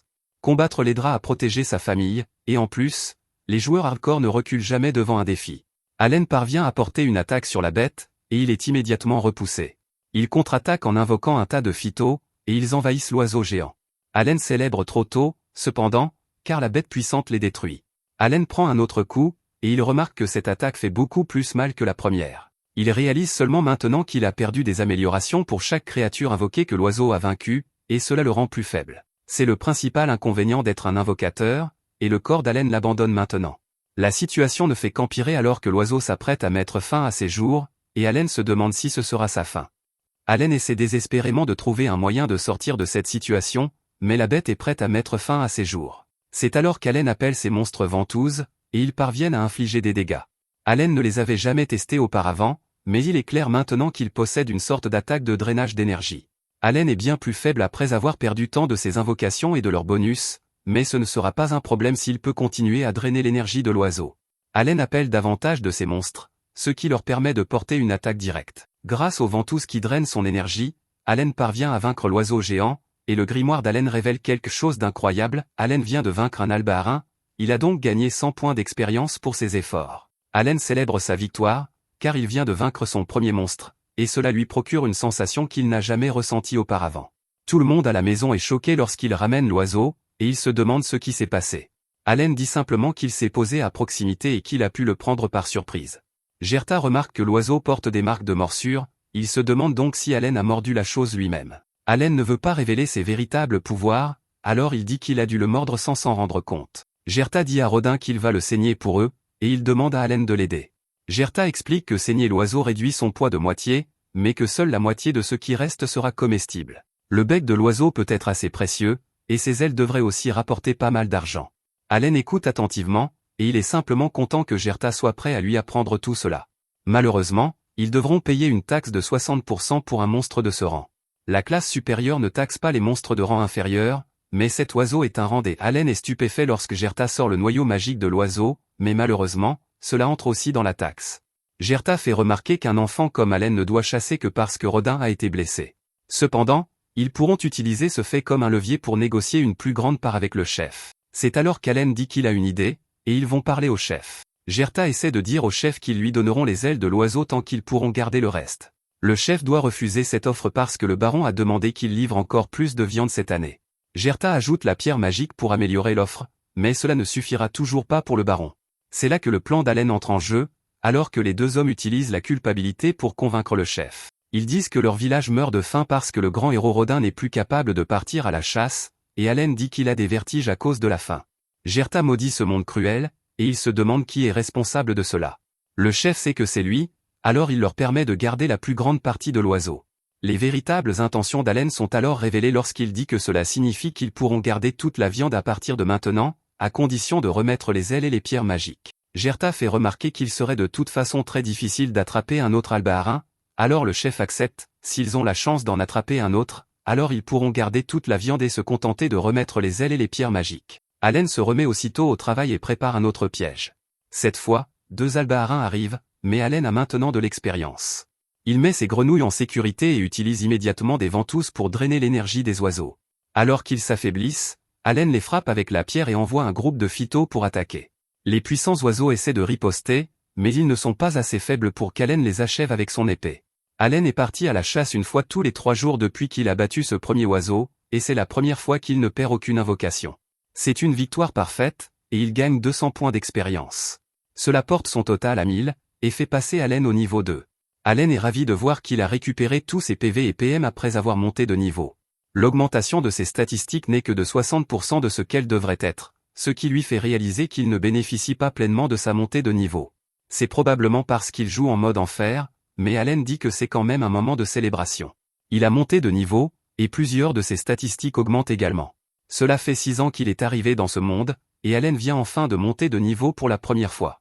C'est ce que les gens de ce monde appellent passer l'épreuve des dieux, et c'est une sensation incroyable. Allen ne pourrait pas être plus heureux, et il se demande si c'est le moment de dire la vérité à sa famille. Allen rentre chez lui, et Rodin est choqué de voir qu'il a réussi à capturer 2 albaharins cette fois. Rodin semble remarquer quelque chose, mais il n'y a pas le temps d'expliquer car Allen se souvient qu'il doit s'entraîner avec Kréna. Alors qu'il se fait battre, Allen pense qu'après la chasse d'aujourd'hui, il a atteint son objectif de capturer 10 albaharins. Une fois la viande séchée, sa famille aura de quoi passer l'hiver. La seule chose qu'il reste à faire est d'échanger du bois de chauffage. Il y a beaucoup d'albaharins à cette période de l'année, alors Allen pense qu'il pourrait essayer d'atteindre le niveau 3 en chassant 20 de plus. Après leur combat, Allen rentre chez lui pour parler à ses parents. Il leur dit de se préparer et révèle qu'il a entendu un oracle de Dieu alors qu'il avait 1 an. Allen parle en imitant ce qu'il imagine être la voix du Dieu, et dit que le Dieu lui a dit qu'il le bénirait avec puissance et sagesse. Ses parents se demandent ce que cela signifie, alors Allen explique que cela signifie qu'il est plus intelligent et plus fort que la moyenne. Cependant, le Dieu lui a aussi dit qu'il affronterait des épreuves dépassant même ce que 100 hommes pourraient accomplir. Ses parents se sentent horribles à l'idée qu'ils doivent endurer de telles épreuves, et Rodin réalise qu'Allen a dû surmonter l'une de ces épreuves plus tôt dans la journée. Rodin le sait car la coupure qu'Allen avait sur le visage en combattant le premier oiseau a disparu. Les parents d'Allen se demandent pourquoi sa cérémonie d'appréciation s'est si mal passée, alors Allen révèle qu'Elmia l'a aussi contacté à ce sujet. La raison pour laquelle ses attributs sont classés si bas et qu'ils prennent en compte la progression plus lente de ses épreuves, et la raison pour laquelle on dit qu'il n'avait pas de talent et que son talent était tout simplement trop nouveau pour être reconnu. Rodin est ravi d'apprendre qu'Allen a bien un talent, mais Allen lui dit qu'il ne sait pas encore ce que c'est. Au fond de lui, Allen ne peut que s'excuser auprès de son père parce qu'il ne peut encore rien dire sur le fait d'être un invocateur. Allen craint que certaines personnes aient une mauvaise idée s'il découvre qu'il peut invoquer et contrôler des créatures. Plus important encore, Allen sait qu'il ne pourra jamais révéler qu'il a été réincarné. Theresia aurait souhaité qu'Allen leur ait dit plus tôt, car elle ne sait que maintenant à quel point il travaillait dur. La raison pour laquelle il lançait des pierres sur l'arbre et combattait les albaharins était de pouvoir surmonter les épreuves. Rodin se demande ce qu'il va faire maintenant, alors Allen explique qu'il veut prouver sa valeur en passant les épreuves. Rodin promet d'aider de toutes les manières possibles, alors Allen remercie ses parents pour tout. Rodin dit qu'il devrait garder tout cela secret pour que les gens n'appellent pas Allen un faux prophète, mais il veut quand même le dire à Gerta. Allen dit que c'est bon, et Rodin est soulagé parce que Gerta se vante toujours que Kréna est une déesse de l'épée. Quelque temps plus tard, Allen travaille dur alors qu'il prépare l'un des oiseaux qu'il a chassé. Gerta a toujours su qu'Allen n'était pas un enfant ordinaire, mais le fait qu'il soit béni et testé par un dieu est vraiment quelque chose de spécial. Gerta emmène Allen échanger de la viande contre des provisions pour la première fois, alors Allen lui demande de lui montrer comment faire. Allen apporte un tas de viande d'oiseau qu'il a préparé, et Gerta apporte la viande qu'il a obtenue d'une chasse au sanglier. Gerta dit que la chasse est beaucoup plus facile sans les roturiers qui viennent tout gâcher, alors Allen se demande quelle est la différence entre les roturiers et les cerfs. Outre leur statut social, les roturiers n'ont pas à payer la taxe de 60%. Au lieu de cela, ils paient 3 pièces d'or pour chaque adulte et 1 pour chaque enfant chaque année. Il existe un moyen pour les cerfs de devenir roturiers, mais ils doivent faire un tribut de 10 pièces d'or par personne dans la famille. La famille d'Allen est sur le point d'accueillir un nouveau membre, ils devraient donc payer 50 pièces d'or s'ils veulent devenir roturiers. À leur arrivée, Greta déclare qu'il échange 5 paquets de viande de sanglier. Allen décide de faire exactement comme lui, alors il déclare qu'il va échanger 5 paquets de viande d'albaharin. L'échange est un grand succès, et maintenant qu'Allen sait comment fonctionne le troc, il prévoit de faire un peu d'études de marché pour la prochaine fois. Au fil du temps, on voit qu'Allen a suffisamment confiance en lui pour faire ses voyages d'échange tout seul. Maintenant, il se renseigne sur les prix de toutes sortes de choses et décide ce qu'il veut. Allen réfléchit à ce qu'il peut obtenir pour des paquets de viande, et il note tout. Un seul paquet de viande peut lui rapporter un sac de sel pour les fruits Momo et du bois de chauffage pour 4 jours. Il a aussi beaucoup appris sur la monnaie locale et sur le fait qu'une pièce d'or vaut 100 pièces d'argent. Après quelques calculs, Allen détermine que pour économiser 50 pièces d'or, il devrait chasser 500 albaharins. Cela ne prendrait que 2 ans, et Allen dit que ce sera une promenade de santé pour un joueur acharné comme lui. Ensuite, Allen part à la recherche d'un médicament qui peut restaurer le pouvoir magique. Ce genre de chose est trop fantaisiste pour que le marché local en ait, alors Allen cherche plutôt un médicament de soin. Allen est ravi d'apprendre qu'il peut dessiner des choses dans son grimoire rien qu'en les imaginant, alors il copie l'apparence de certaines herbes médicinales. Allen se demande où est la fleur de Muller, mais la boutique ne l'a pas non plus. Le propriétaire de la boutique explique qu'il n'avait qu'une seule de ces fleurs, et qu'il l'a vendue à Gerta. Gerta s'est mis à genoux pour le supplier de la lui vendre, et il a dit que c'était pour Rodin. Gerta n'est pas parti avant que le propriétaire n'accepte de la vendre, alors Allen réalise que Gerta est un très bon ami. Le propriétaire a perdu beaucoup d'argent sur cet échange, alors Allen lui montre ce qu'il a apporté. Le propriétaire pense qu'Allen veut le lui échanger, mais il est choqué quand Allen révèle que c'est un cadeau. Allen explique que Rodin est son père et que cette fleur lui a sauvé la vie. Plus tard, Allen s'arrête dans une boutique d'armes et est surpris par le prix élevé de tout. Dogora se demande ce qu'Allen fait devant la boutique de son père, mais Allen dit qu'il était sur le point de partir. Malheureusement, Dogora l'arrête et dit qu'il ne peut partir que s'il accepte d'être son serviteur. Allen riposte immédiatement, et il peut voir la peur dans les yeux de Dogora. Il dit à Dogora de prendre l'arme qu'il veut, et il l'attendra à cet endroit même. Dogora se précipite chercher son arme, et il dit au fils du chef de surveiller Allen. Dogora revient peu après, impatient de donner une leçon à Allen. Malheureusement, cela ne se passe pas bien pour lui car Allen bloque facilement toutes ses attaques. Allen admet que ses attaques frappent assez fort, mais Dogora ne peut pas rivaliser avec la puissance 3 étoiles de Krena. Allen remporte leur combat, et il déclare qu'il reviendra un jour pour faire du commerce dans la boutique de son père. Plus tard, Rodin déclare qu'il est enfin complètement rétabli. Le lendemain, Allen affronte à nouveau Dogora, et il rappelle au garçon qu'il doit essayer d'anticiper ses mouvements. Les autres enfants sont là aussi, et Allen voit que Krena y va doucement avec Mash pendant leur combat. Allen est toujours fier de son petit frère, et il détermine même que Mash pourrait avoir un certain talent avec la lance. C'est alors que Dogora tente une attaque sournoise, mais Allen le fait payer à plusieurs reprises. Cette nuit-là, on voit qu'Allen a un autre frère ou une autre sœur nommée Mula. C'est alors que Rodin arrive et révèle qu'il a une mauvaise nouvelle. Le chef veut qu'il augmente le nombre de sangliers qu'il livre au baron de 10 à 15. Pour y parvenir, le chef s'attend à ce qu'il laisse à nouveau les roturiers se joindre à la chasse cette année. Bien sûr, il voulait refuser à cause de ce qui s'est passé la dernière fois, mais cet ordre vient directement du baron. S'ils ne livrent pas 15 sangliers avant l'hiver cette année, ils vont recruter des serrailleurs. Plus de cerfs dans ce village signifie moins de terres pour les autres. Cela signifie que les cerfs qui ne peuvent pas chasser pourraient se voir retirer leurs terres. Cela ferait beaucoup de mal aux familles, et cela changerait la nature même du village de Krena. Pour aggraver les choses, le chef s'attend à ce qu'il chasse 20 sangliers l'année prochaine. La seule façon d'y parvenir est qu'il chasse beaucoup plus souvent que d'habitude. Ce serait très dangereux, mais les cerfs comme eux n'ont pas le droit de désobéir aux ordres du baron. Allen prend la parole et fait remarquer que cela n'aura jamais de fin. Même s'ils parviennent à chasser 20 sangliers, ils en demanderont simplement de plus en plus au fil des ans. Ils devront finir par recruter plus de cerfs, alors Allen dit que le meilleur choix serait de laisser les roturiers se joindre à eux. Gerta fait remarquer que les roturiers sont inutiles au combat, mais Allen dit que ce sera simplement à eux de les rendre utiles. Allen rappelle à tout le monde qu'il a la sagesse que lui a accordée Elmia, mais au fond de lui, il pense à ce qu'il veut vraiment dire, il a passé d'innombrables heures dans de nombreux jeux à rendre ses personnages aussi forts que possible. Cela signifie qu'il sait comment intégrer un débutant dans un groupe afin qu'il puisse acquérir en toute sécurité l'expérience nécessaire. Allen dit qu'il a les connaissances pour faire cela correctement, alors il leur dit de le laisser s'en occuper. Quelque temps plus tard, Rodin annonce aux autres chasseurs qu'il est maintenant complètement rétabli.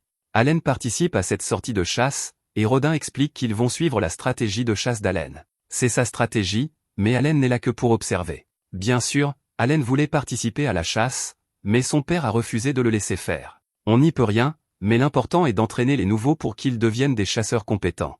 Les chasseurs se mettent en route pour la chasse, et Allen songe que cela fait 7 ans qu'il est arrivé dans ce monde. C'est la première fois qu'il quitte le village, et c'est un immense pas en avant pour lui. Leur destination s'appelle les montagnes du Dragon Blanc. Il y a beaucoup de sangliers ici à cette période de l'année, et la légende dit qu'un dragon blanc mythique vit quelque part près du sommet. La chasse commence, et Allen réalise à quel point un sanglier peut être terrifiant. Le premier groupe de chasseurs arrête le sanglier dans sa course, et le deuxième groupe arrive pour infliger encore plus de dégâts. Allen observe attentivement, et il est satisfait car tout se passe comme prévu. L'appât attire le sanglier, puis l'équipe tank le maintient en place. Enfin, après tout cela, l'équipe d'assaut attaque ses points vitaux. C'est la méthode que les chasseurs utilisent avec succès depuis plus de 10 ans sans avoir aucun talent. C'est presque le moment pour le plan d'Allen, alors il dit aux roturiers de se préparer. Allen pense que c'était une erreur de compter sur les faibles roturiers pour autant cœur quoi que ce soit en premier lieu. Le but est de leur faire gagner de l'expérience, et ils n'ont besoin d'attaquer le sanglier qu'une seule fois pour y parvenir. Avec le sanglier incapable de se déplacer, les roturiers parviennent à porter leur première attaque sans aucune peur. Les chasseurs réussissent à vaincre la bête, et les roturiers peuvent déjà sentir le pouvoir circuler en eux. Ils sentent qu'ils ont réussi l'épreuve des dieux, et Allen est content car cela signifie qu'ils ont monté de niveau. Les sangliers sont des monstres de rang C, donc les roturiers ont probablement gagné une tonne d'XP. Allen vérifie ses propres statistiques, mais il n'a rien gagné car il ne faisait pas techniquement partie du groupe. Plus tard, certains chasseurs se demandent si Allen viendra à la prochaine chasse. Allen confirme qu'il viendra car il en a déjà fait quelques-unes. Allen aimerait manier une lance à la prochaine chasse, alors il a demandé aux autres chasseurs de mettre un bon mot pour lui la prochaine fois qu'ils parleront à Rodin. Malheureusement, tout le monde sait que Rodin ne veut pas qu'Allen combatte, donc ils ne peuvent pas faire ça. Un boucher remercie les chasseurs de lui avoir apporté plus de viande à découper, et Allen a une idée. Il choque le boucher en lui montrant tous les albarans qu'il a vaincus. Allen explique qu'il y en a trop pour qu'il s'en occupe, alors il aimerait que le boucher les découpe. Allen ne lui demande pas de le faire gratuitement, alors il dit qu'il donnera au boucher 2 paquets de viande pour chaque oiseau dont il s'occupe. Le boucher ne pourrait pas être plus heureux de cette offre, alors il se met au travail. Allen pense que ces oiseaux ne font pas partie des réserves de nourriture de sa famille. Au lieu de cela, il a juste besoin que le boucher les dépèce pour qu'il puisse vendre la viande.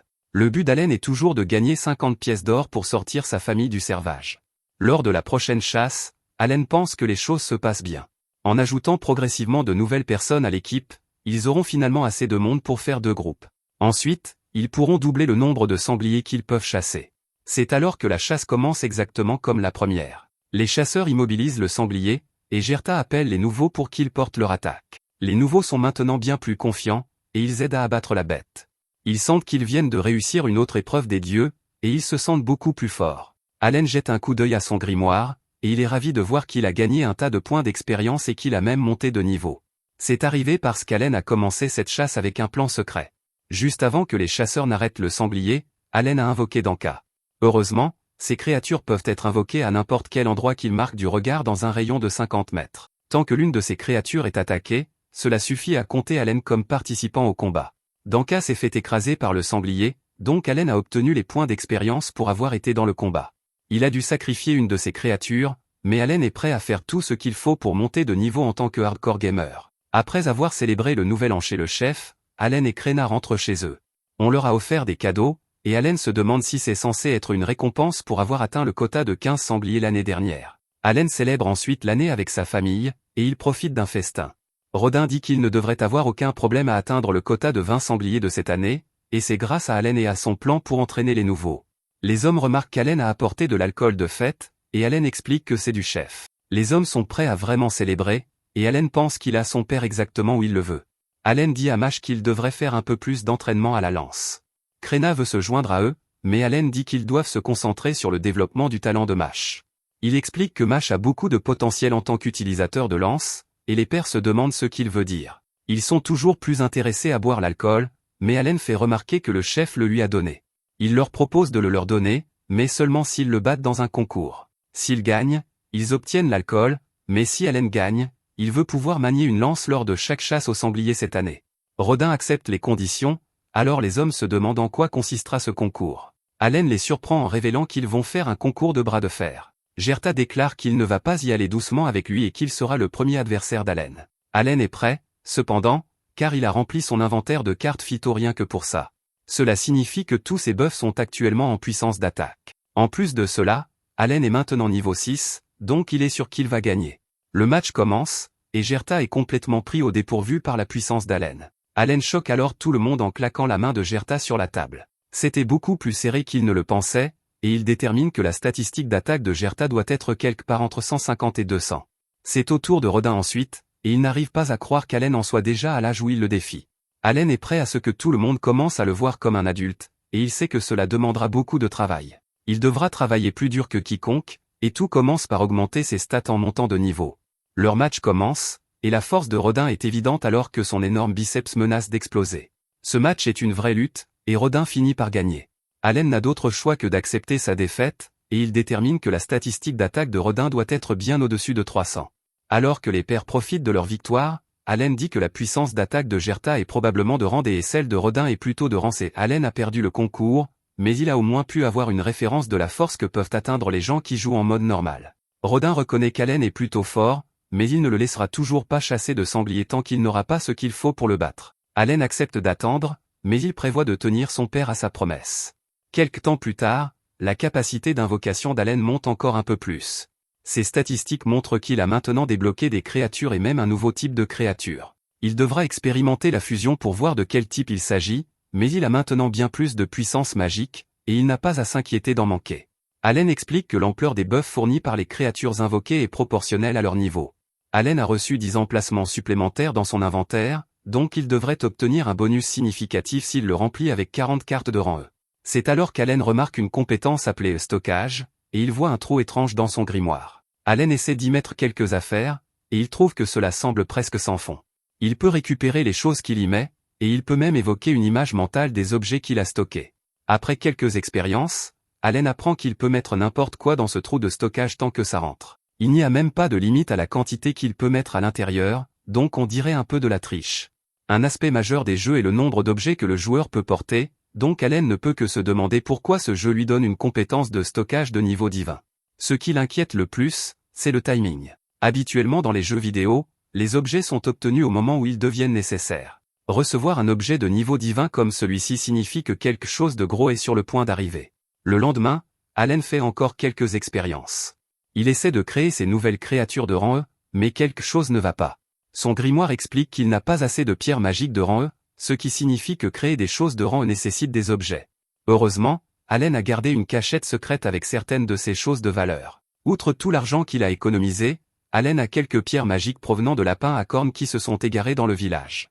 Allen essaie d'invoquer avec cette pierre, mais cela dit encore une fois qu'il n'en a pas assez. Il essaie de mettre la pierre magique dans son stockage, et cela fonctionne enfin. Allen réalise que c'est à cela que sert le stockage, et il voit qu'il a pu invoquer un papillon de rang E. Cette chose est beaucoup plus grosse qu'il ne l'avait imaginé, et il craint que sa mère ne le voie. Heureusement, elle ne remarque rien, alors Allen célèbre avec sa nouvelle créature. Quelques instants plus tard, Allen se retrouve face à face avec une créature terrifiante, mais il s'avère qu'il a juste été effrayé par sa propre invocation. Cette bête terrifiante est un tigre à dents de sabre de rang E, et c'est maintenant la créature la plus forte qu'Allen puisse invoquer.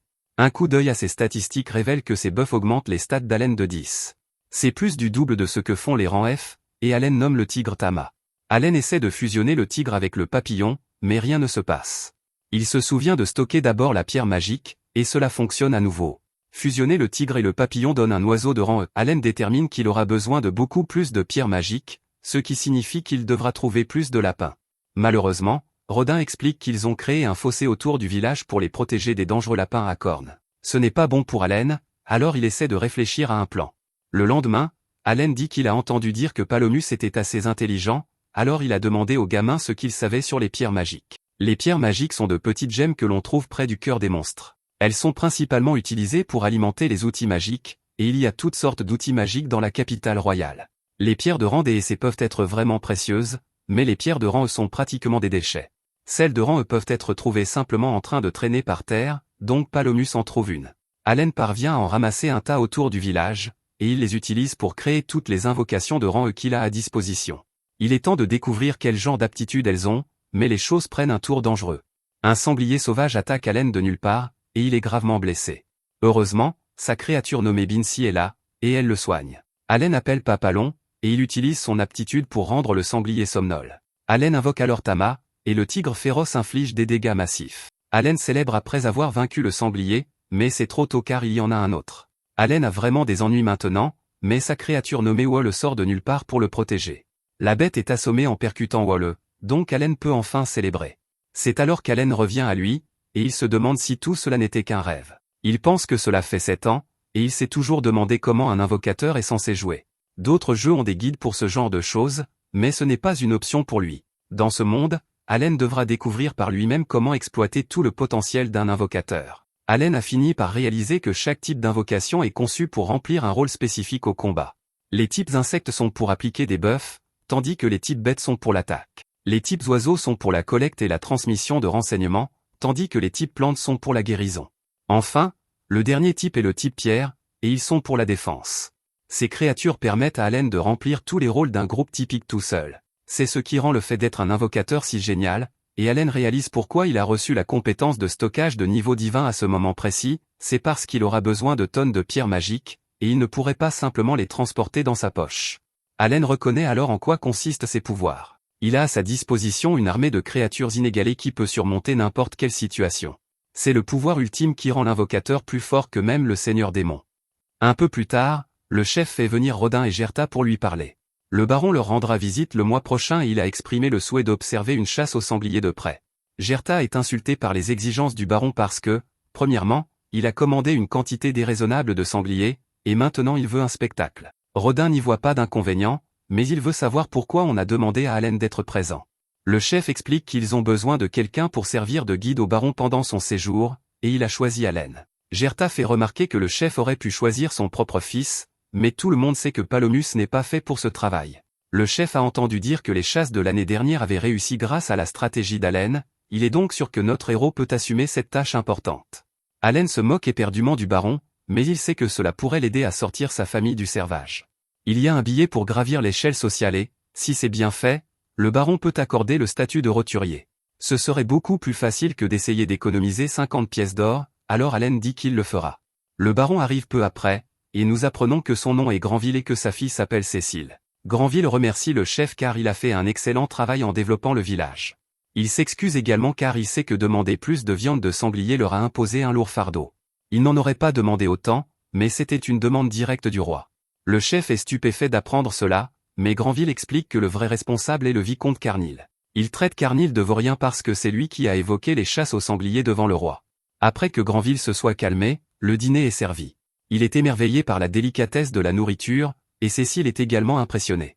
Granville a hâte de savoir de quelle viande il s'agit, alors Allen s'excuse de l'interruption et révèle qu'il s'agit d'albaharin.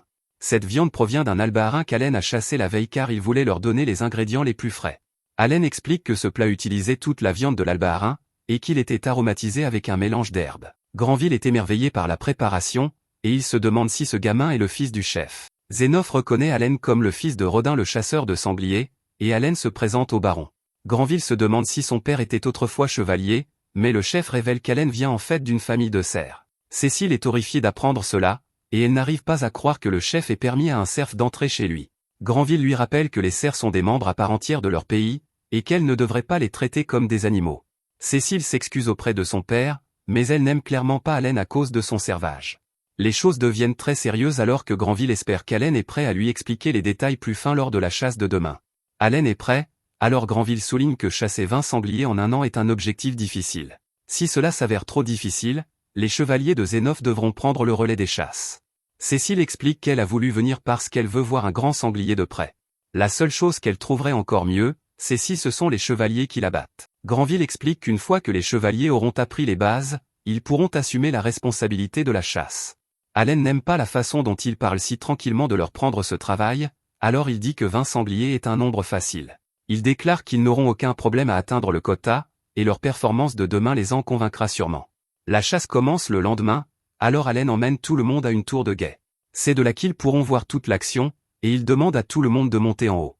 Les chasseurs sont arrivés peu après, et Zénophe est impressionné de voir que certains d'entre eux portent maintenant une armure. Allen explique qu'ils ont bien utilisé les sangliers de l'année dernière et qu'ils n'ont rien laissé se perdre. L'armure que portent les chasseurs a été forgée à partir des peaux, des os et des crocs restants. Certains chasseurs se détachent du reste du groupe, alors Allen explique que leur travail est d'attirer les sangliers dans les terrains de chasse. La vitesse est un facteur clé, ils sont donc légèrement équipés. Allen demande aux spectateurs d'être patients car il faudra peut-être du temps pour attirer les sangliers. À ce moment-là, Zénov aimerait savoir comment se porte la maîtresse d'épée Kréna. Allen explique qu'elle se porte à merveille et qu'elle s'améliore chaque jour. Zénov dit qu'un tuteur sera bientôt envoyé au village pour l'aider à étudier en vue de l'examen d'entrée à l'académie. Juste à ce moment-là, les chasseurs reviennent en courant vers le groupe car ils ont attiré un sanglier. Les autres chasseurs utilisent quelques murs pour arrêter la bête, et Allen explique qu'ils commencent leur attaque en l'encerclant. Les grands boucliers qu'ils utilisent sont faits de 2 couches de la partie la plus dure de la peau de sanglier. Rodin dit à l'équipe d'assaut que c'est leur tour, puis il envoie l'équipe des longues lances. Allen explique que l'équipe des longues lances est composée des membres les moins expérimentés qui ont rejoint l'équipe l'année dernière. Les soldats de première ligne qui ont le travail le plus difficile sont ceux qui portent une armure, donc les gars sont très impressionnés. Allen explique que l'armure couvre également leur dos pour éviter les blessures si l'un des utilisateurs de longues lances rate sa cible. Les chasseurs portent un coup fatal et ils célèbrent après une chasse réussie. Zénov dit que ces gars ne sont pas des chevaliers, mais ils méritent certainement d'être appelés guerriers. Granville est d'accord, mais quelque chose se produit peu après. Les autres chasseurs sortent de la forêt en courant, et Zénov est stupéfait de voir qu'ils ont attiré 2 sangliers à la fois. C'est bien trop dangereux, alors il dit aux chevaliers de se préparer à aider. Allen leur dit calmement qu'il n'y a pas lieu de paniquer car l'équipe de chasse est entraînée à faire face à ces situations. Zénov craint qu'ils soient en danger, mais Allen leur demande de simplement laisser les chasseurs s'en occuper. En bas, Rodin dit à ses hommes de se souvenir de leur entraînement. Ils se séparent en groupe de 2 et arrêtent les sangliers nets. Allen dit que tout chasseur qui se respecte sait qu'il doit éliminer ce qui l'attire. Allen pense qu'au cours des 10 dernières années, les chasseurs ont eu du mal à le faire. C'était principalement dû à leur manque d'armure, et ce n'était jamais de leur faute. Ils travaillent très dur pour chasser ces sangliers, mais ils finissent par devoir en payer 60% à cause de la taxe. Ensuite, le reste doit être échangé contre des produits de première nécessité. Il ne leur restait presque rien après, donc les lances étaient la seule chose qu'ils pouvaient se permettre d'améliorer. La meilleure solution était de maîtriser la stratégie de chasse la plus efficace. Ainsi, même avec peu d'argent, ils pourraient mieux chasser et améliorer progressivement leur équipement. Les 2 groupes travaillent avec une efficacité incroyable, et les 2 nouveaux sangliers sont abattus. Cela fait 3 sangliers en un jour, et Allen est soulagé que cela se soit bien passé. Granville dit que cela ne laisse que 17 sangliers à chasser pour le reste de l'année, mais Allen dit qu'il a tort. 7 sangliers ont été chassés avant cela, donc il n'en reste que 10. Allen est sûr que le quota sera atteint dans le mois ou les 2 mois à venir, et les gars sont choqués. Il est clair maintenant que les chevaliers ne seront pas nécessaires, et Allen révèle que les chasseurs ont quelques demandes. La première demande est l'autorisation de fabriquer 2 autres murs boucliers.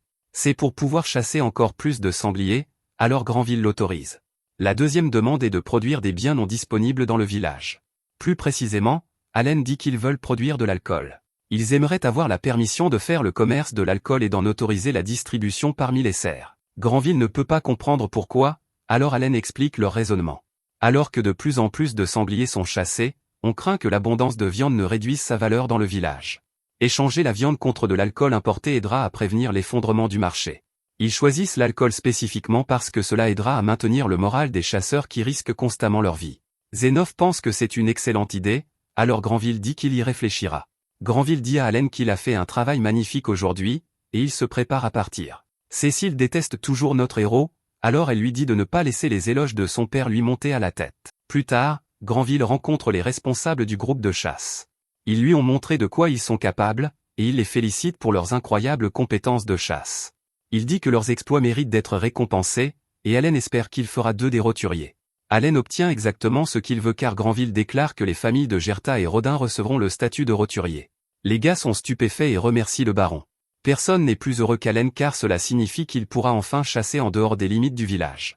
Allen a rêvé de cela d'innombrables fois, et il dit que sa première étape sera les montagnes du dragon blanc pour pouvoir chasser le dragon. Granville n'a pas fini, car il déclare qu'il accordera le même statut à tous ceux qui ont participé à leur chasse au cours des 10 dernières années. Granville dit ensuite qu'il peut maintenant rentrer chez lui en sachant que les choses sont bien gérées. Juste à ce moment-là, il se souvient qu'il avait encore une chose à dire. Il explique que le roi veut promouvoir le village de Kréna comme un exemple brillant pour le reste du royaume. Pour y parvenir, il veut connaître l'histoire derrière les chasses.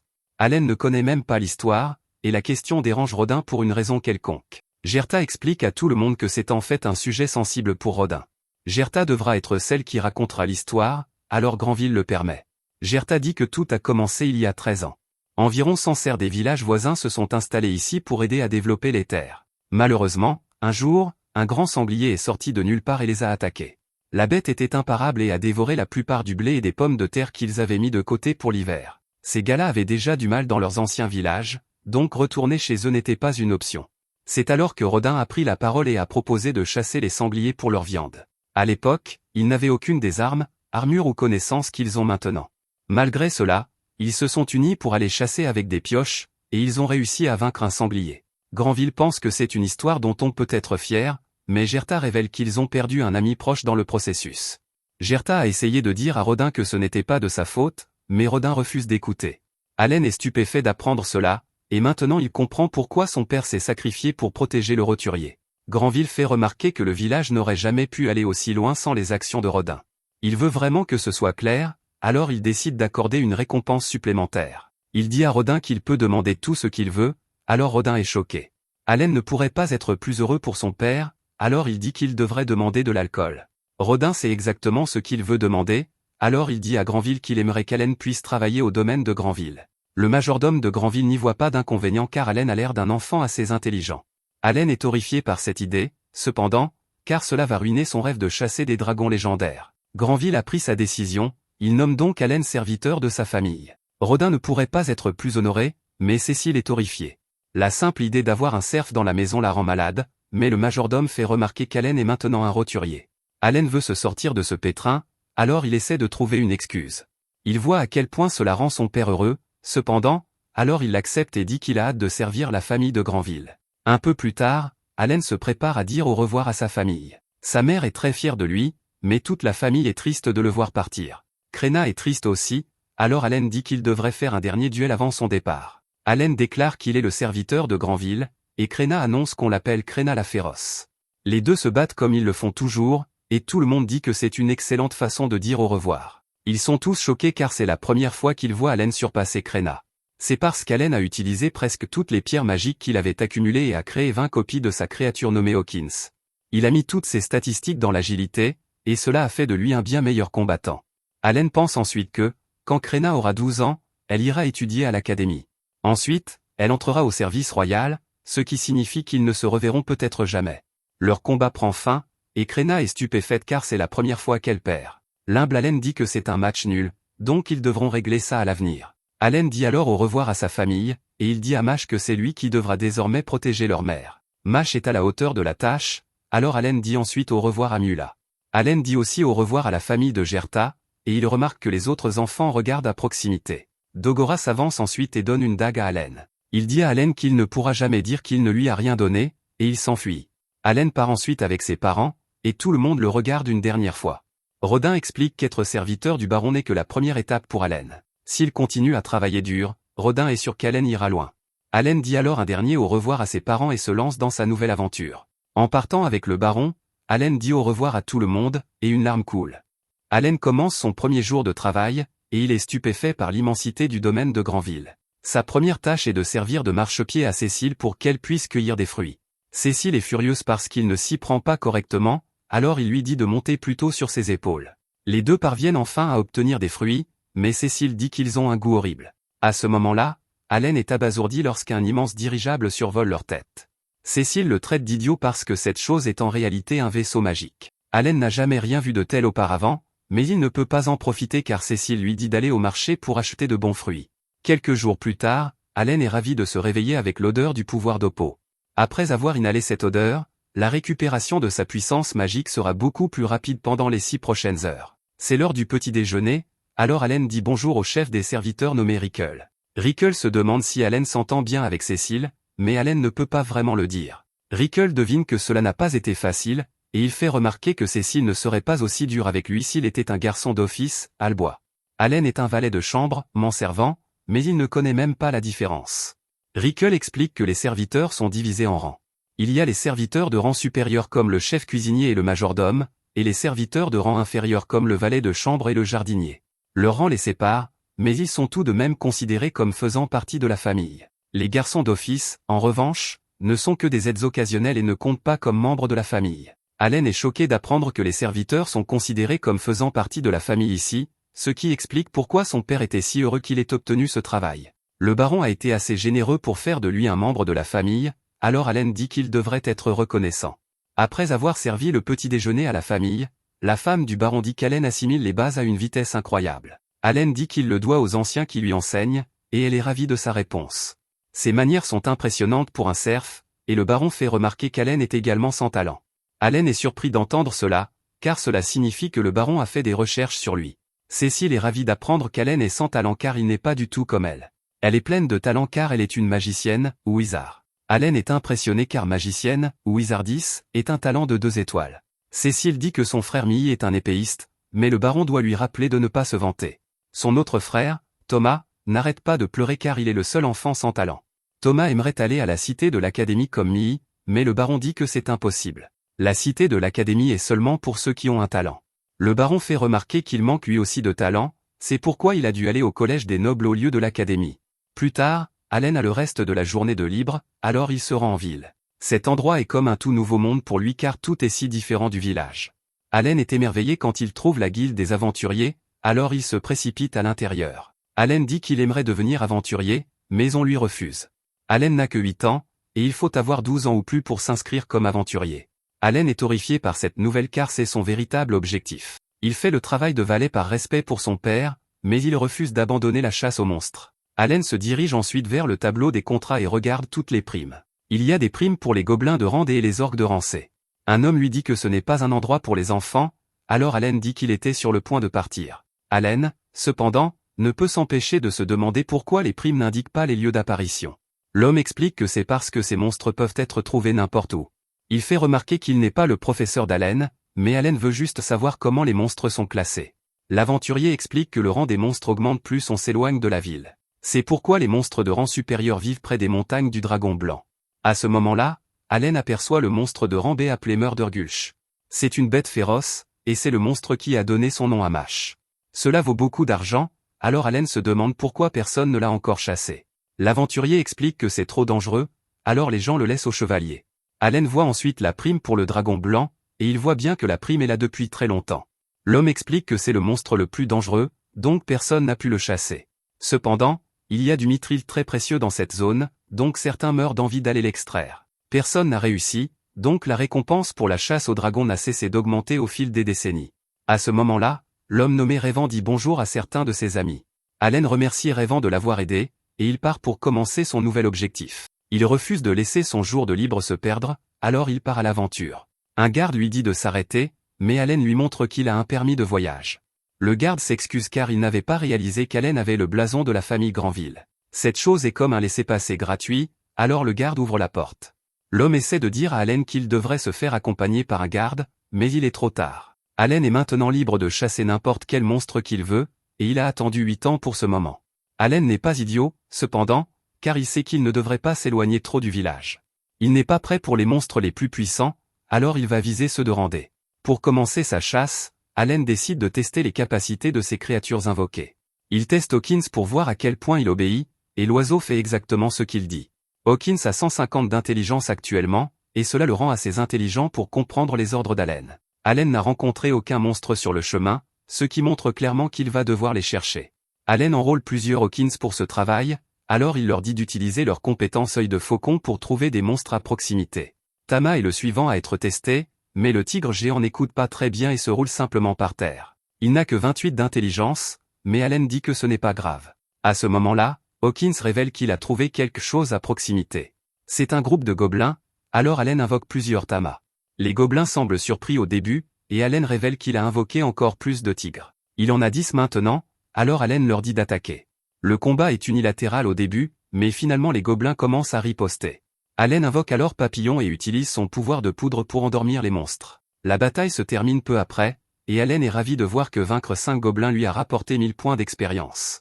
Un gobelin ne donne pas autant qu'un grand sanglier, mais ils prennent moins de temps à battre. Allen prend les pierres magiques des monstres et dit à Hawkins de trouver plus de gobelins. Des heures passent, et Allen élimine plusieurs autres gobelins. À la fin de la journée, Allen dit qu'il a gagné pas moins de 16 000 points d'expérience. Il a même monté de niveau 2 fois, et il dit que c'était le meilleur jour de sa vie. Grâce à cette aventure, Allen en a appris un peu plus sur les pierres magiques. Les pierres magiques de rang D ne peuvent pas être utilisées pour créer des créatures invoquées de rang E. Allen dit qu'il est temps de continuer à Farmer, et il ordonne à Hawkins de repartir chercher.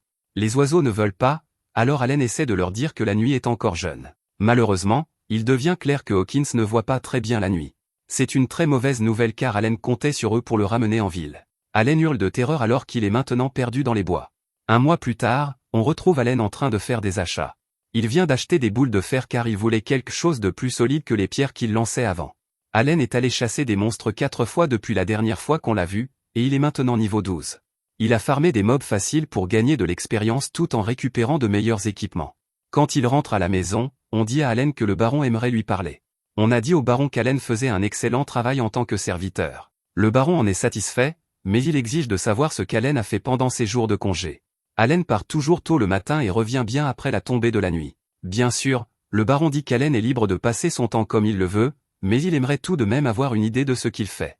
Allen décide qu'il doit être honnête, alors il révèle qu'il a chassé des monstres. Le baron ne peut que demander pourquoi, alors Allen lui rappelle qu'il est le fils de Rodin, le chasseur de sangliers. Il déclare que la chasse est dans son sang, et Allen lui-même en est surpris.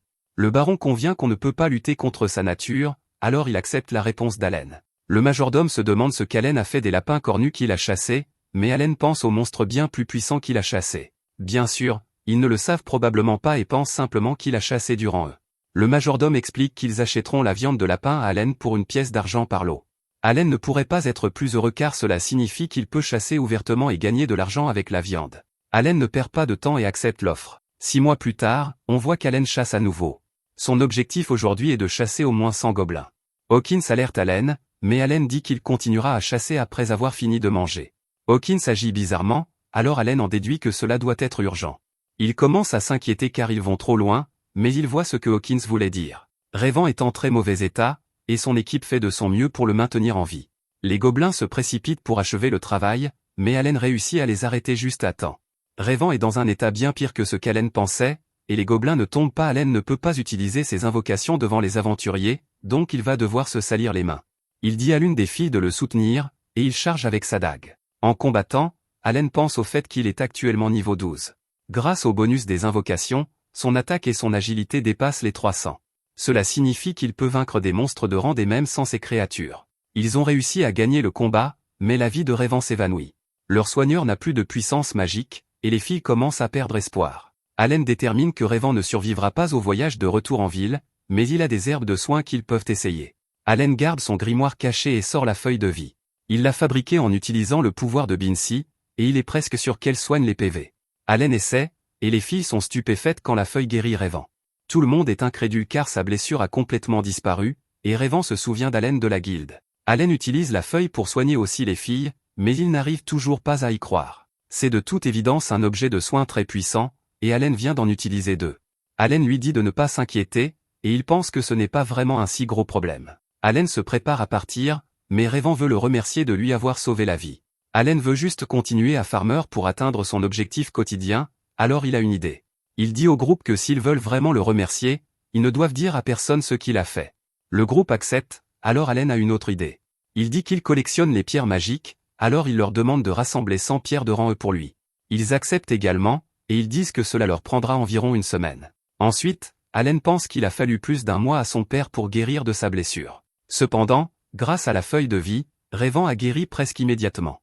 Allen regarde ses statistiques et voit qu'il n'a gagné que 160 XP pour chaque gobelin dans ce dernier combat. C'est plutôt mauvais car ce n'est que 80% de ce qu'il obtient quand il farme en solo. Allen invoque Hawkins, et il gronde l'oiseau pour avoir désobéi à ses ordres. Il lui avait dit de chercher des monstres à courte distance, mais Hawkins l'a emmené très loin. Allen est surpris, cependant, quand il devient clair que Hawkins essayait de sauver les aventuriers. Allen avait l'impression que ses invocations étaient juste là pour fournir des bonus et utiliser des capacités.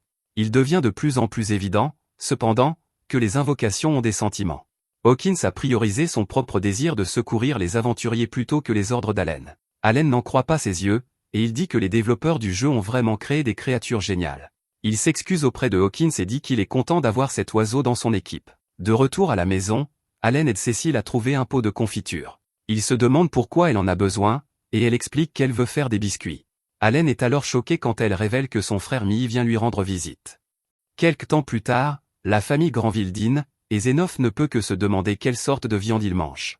C'est absolument délicieux, et Cecilia explique que c'est un lièvre cornu qu'Allen a chassé. Zénoph dit que c'est ce à quoi on peut s'attendre de la part du fils de Rodin, et il révèle que le village de Kréna a déjà atteint son quota de chasse pour l'année. Thomas est surpris d'entendre cela, et il se demande pourquoi ils n'ont pas mangé de grands sangliers récemment. Allen se demande aussi, et il détermine que tout a dû être envoyé à la capitale royale. Thomas dit à Allen qu'il devrait ensuite chasser un cerf blanc, mais sa mère dit qu'il en demande trop. Elle est surprise, cependant, quand Allen dit que ça ne posera pas de problème. Les cerfs blancs sont des monstres de rancée, tout comme les grands sangliers, et Allen aime les défis. La chasse commence peu après, alors que Hawks révèle qu'un cerf blanc est dans les parages. Allen en a déjà vu de loin, mais de près, ils sont énormes. Il invoque Hopper pour utiliser leur compétence provocation, et ils attirent l'attention du cerf. Allen leur fait alterner provocation et disparition pour attirer le cerf à un endroit précis. Son plan fonctionne parfaitement car il réussit à attraper le cerf dans un piège qu'il a installé. De retour à la maison, tous les gardes se préparent d'urgence pour un combat car un monstre est arrivé à la porte principale. Le monstre veut parler à Thomas, et tous les gardes sont choqués de voir qu'il peut parler. Ils sont encore plus surpris quand la voix s'avère être celle d'Allen. Thomas est ravi de voir qu'Allen a attrapé le cerf pour eux parce que maintenant ils auront quelque chose de spécial à servir à leur fête du Nouvel An. Thomas remercie notre héros, et Allen pense à quel point ça a été beaucoup de travail. Il traite le cerf d'énorme casse-pieds surdimensionné, et il dit que ça ne vaut pas les 2500 points d'expérience que ça donne. Granville est toujours sous le choc, et il se demande si Allen est vraiment sans talent. Allen n'est supposé avoir aucun pouvoir, mais Granville ne peut pas comprendre comment un enfant de 8 ans peut chasser un monstre de rancée. Il doit se passer quelque chose, alors il dit à Subby d'enquêter. Cette nuit-là, Subby dit à Allen qu'ils ont décidé de lui attribuer un nouveau poste. Après avoir vu de quoi il est capable, ils veulent qu'Allen soit chasseur. Il explique ensuite que les chasseurs ont 2 devoirs. Le premier est de chasser les monstres pour fournir de la nourriture à la famille. Le second est de secourir les habitants lors d'attaques de monstres. Allen n'en croit pas ses oreilles car cela signifie qu'il peut simplement aller chasser des monstres tous les jours et appeler ça le travail. Subby améliore encore les choses en expliquant qu'il ne lui demande pas de le faire gratuitement. Allen recevra 100 pièces d'argent, soit le double de son salaire mensuel actuel. Cela signifie qu'ils donneront à Allen un salaire fixe au lieu de payer par monstre comme avant. Allen n'est pas sûr à ce sujet car un seul cerf blanc vaut au moins 100 pièces d'argent à lui seul. C'est cependant le travail de ses rêves, alors il accepte la décision.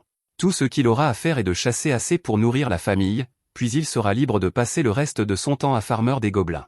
Allen a hâte de commencer, alors il accepte volontiers le titre de chasseur. Malheureusement, Subby explique aussi qu'Allen ne chassera pas tous les jours. Entre ses nouvelles fonctions, il devra toujours continuer à être le serviteur de Cecilia.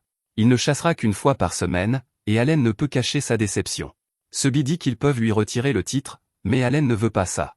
Il ne veut pas gâcher cette opportunité, alors il déclare qu'il remplira tous ses devoirs. Le jour du Nouvel An, tout le monde regarde l'immense navire magique. Il est beaucoup plus gros de près, et Allen détermine qu'il doit être alimenté par des pierres magiques. Mie arrive sur le navire, et il salue sa petite sœur. Cecilia est contrariée car il était censé venir en été, alors il s'excuse d'avoir été si occupé.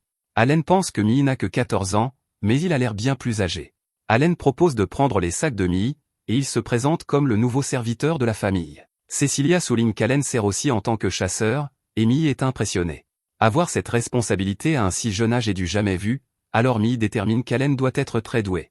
Mie donne un souvenir à Cecilia, et elle promet de le chérir pour toujours. Après leur départ, Allen dit qu'il espère que sa famille va bien. Quelque temps plus tard, Allen finit de chasser un monstre et dit qu'il vient de remplir son quota. Il impressionne tout le monde avec une autre grosse prise de nourriture car Allen a même chassé le crapaud que le chef avait demandé. Le chef cuisinier ne pourrait être plus ravi alors qu'il dit que ce repas mettra sûrement un sourire sur le visage de Mie. On dit à Allen que Mie et le capitaine Zenov sont en train de faire un duel en ce moment même, alors il va regarder. Mie se défend plus que bien, et c'est la première fois qu'Allen voit Zenov utiliser son épée.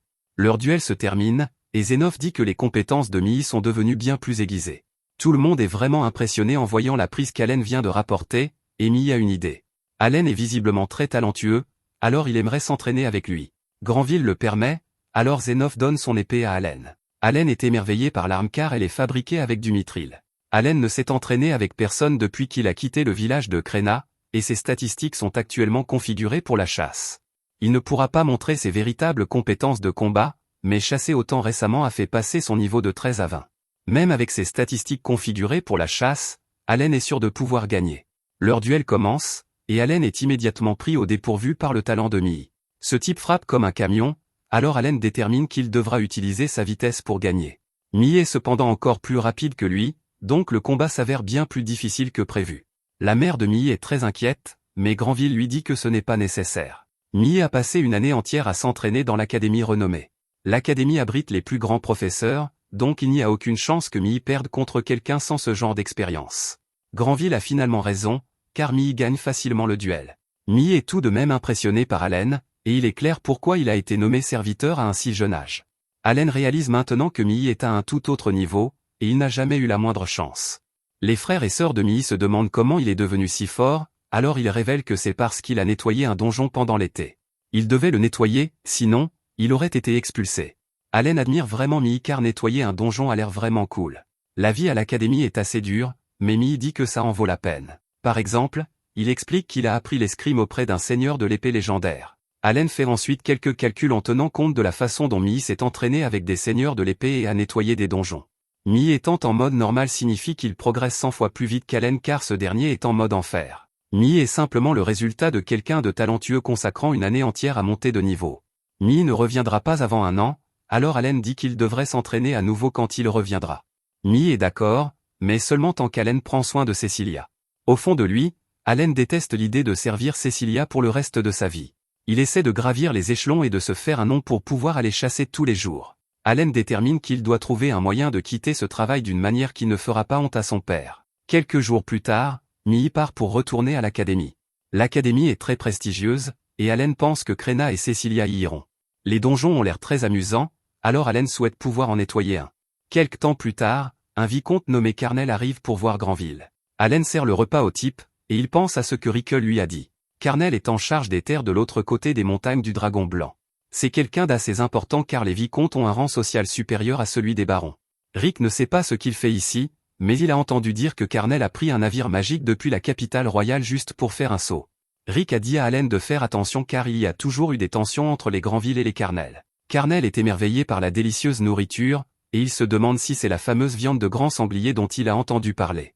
Granville dit que oui, mais Allen pense que Granville sait que ce n'est que de la viande de lapin. Allen se souvient à l'instant que Carnel était le type qui avait vraiment contrarié Granville. C'était lui qui avait attiré l'attention sur les chasses aux sangliers quand ils étaient devant le roi. Carnel a ouvert sa grande bouche et a fait tout un plat à propos du quota de sanglier. À cause de cela, tout le sanglier doit maintenant aller à la capitale royale. Allen n'aime pas ce type car son territoire est déjà très prospère, et il n'arrête pas d'embêter les autres. Rick avait expliqué à Allen plus tôt que les montagnes du Dragon Blanc sont remplies de gisements de mithril. Il y a plusieurs mines dans les deux territoires, mais parce que le Dragon Blanc a fait son nid de ce côté-ci, Granville ne peut y accéder. À cause de cela, le territoire de Granville traverse une crise économique. Heureusement, le Dragon Blanc est assez capricieux, donc il change de domicile pour l'autre côté tous les 100 ans. Finalement, Carnel révèle pourquoi il est venu. Il y a quelques jours, sa plus jeune fille a subi la cérémonie d'évaluation, et il est venu partager les résultats. Allen se souvient que Mash a fait la même chose, et il suppose qu'elle a obtenu un talent de lanceur. Quant à la fille de Carnel, il s'avère qu'elle est sans talent. Il en est vraiment heureux pour une raison quelconque, mais cela n'a pas de sens pour Allen. Les gars se lancent des insultes en soulignant lesquels de leurs enfants ont des talents. Allen ne peut pas comprendre pourquoi ils agissent comme si c'était une mauvaise chose car c'est complètement différent de ce qui se passe au village. Carnel est juste venu pour le lui rappeler, donc il repart peu après. Quelques mois plus tard, nous voyons qu'Allen a maintenant 9 ans. Il a énormément chassé, et il a pensé à s'éloigner de la ville. Allen ne sait pas grand-chose à ce sujet, alors il se tourne vers Rayvan et ses amis pour demander conseil. Il veut en savoir plus sur les monstres de Rancé, et cela surprend les aventuriers. Allen pense qu'il a tué plus de 10 000 gobelins, et il n'y en a presque plus à chasser. Il a aussi assez monté de niveau pour que les monstres de Randé ne suffisent plus. Rayvan est vraiment inquiet car s'il fait ne serait-ce qu'une erreur contre un Rancé, cela lui coûtera la vie. Les filles ont une idée, et elles disent qu'elles devraient en parler en faisant du shopping pour l'équipement. Les filles font quelques suggestions sur ce qu'Allen devrait prendre, mais il les déteste. Il se décide pour une cape à porter, et Allen pense à quel point il aime le jeu vidéo. L'une des choses qu'il préfère est d'obtenir de nouvelles pièces d'armure au fil du temps. Juste à ce moment, Hawkins arrive, et Allen détermine qu'il a dû lui trouver un monstre de Rancé. C'est un grand ORC, et Allen l'attaque immédiatement avec ses tamas.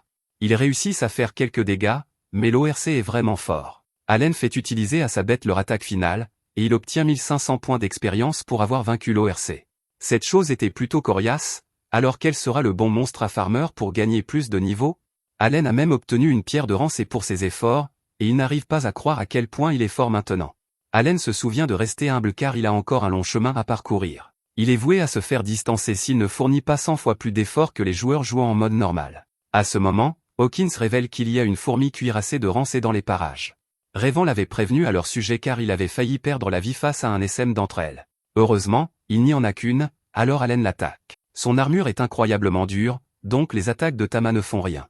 Allen change de plan et utilise Papillon pour l'endormir. Il va récolter sa pierre magique, mais il ne peut pas percer son armure. C'est dingue car la statistique d'attaque d'Allen est de 438 en ce moment. Après une brève frayeur, Allen la vainc et gagne 3000 XP. Malheureusement, sa lame ne peut toujours pas la percer, et elle est sur le point de se briser. Ces fourmis sont bien plus difficiles à battre que les orques, mais elles donnent aussi beaucoup plus de XP. Allen essaie de trouver un moyen de briser son armure, et il a une idée. Sa statistique d'intelligence est supérieure à 8 sens, alors Allen pense qu'il pourrait peut-être lancer des sorts. Plus tard, Cecilia se demande si c'est vraiment ainsi qu'Allen veut passer son premier anniversaire en tant que serviteur. Allen est sûr, alors il parle avec le professeur de magie. Allen va droit au but et dit qu'il aimerait savoir s'il a l'aptitude à lancer des sorts. Cecilia souligne que ce serait impossible car les gens sans talent ne peuvent pas utiliser la magie. Le professeur dit qu'ils peuvent le découvrir tout de suite, et tout ce qu'Allen a à faire est de toucher une boule de cristal. Si elle brille, alors Allen a l'aptitude pour la magie. Allen essaie, mais rien ne se passe, alors le professeur dit qu'Allen n'a pas ce qu'il faut pour lancer des sorts. Allen est horrifié, et il ne peut que se demander à quoi sert sa statistique d'intelligence. Cecilia lui offre un biscuit pour lui remonter le moral, mais Allen est hors de lui. Merci d'avoir regardé mon récapitulatif.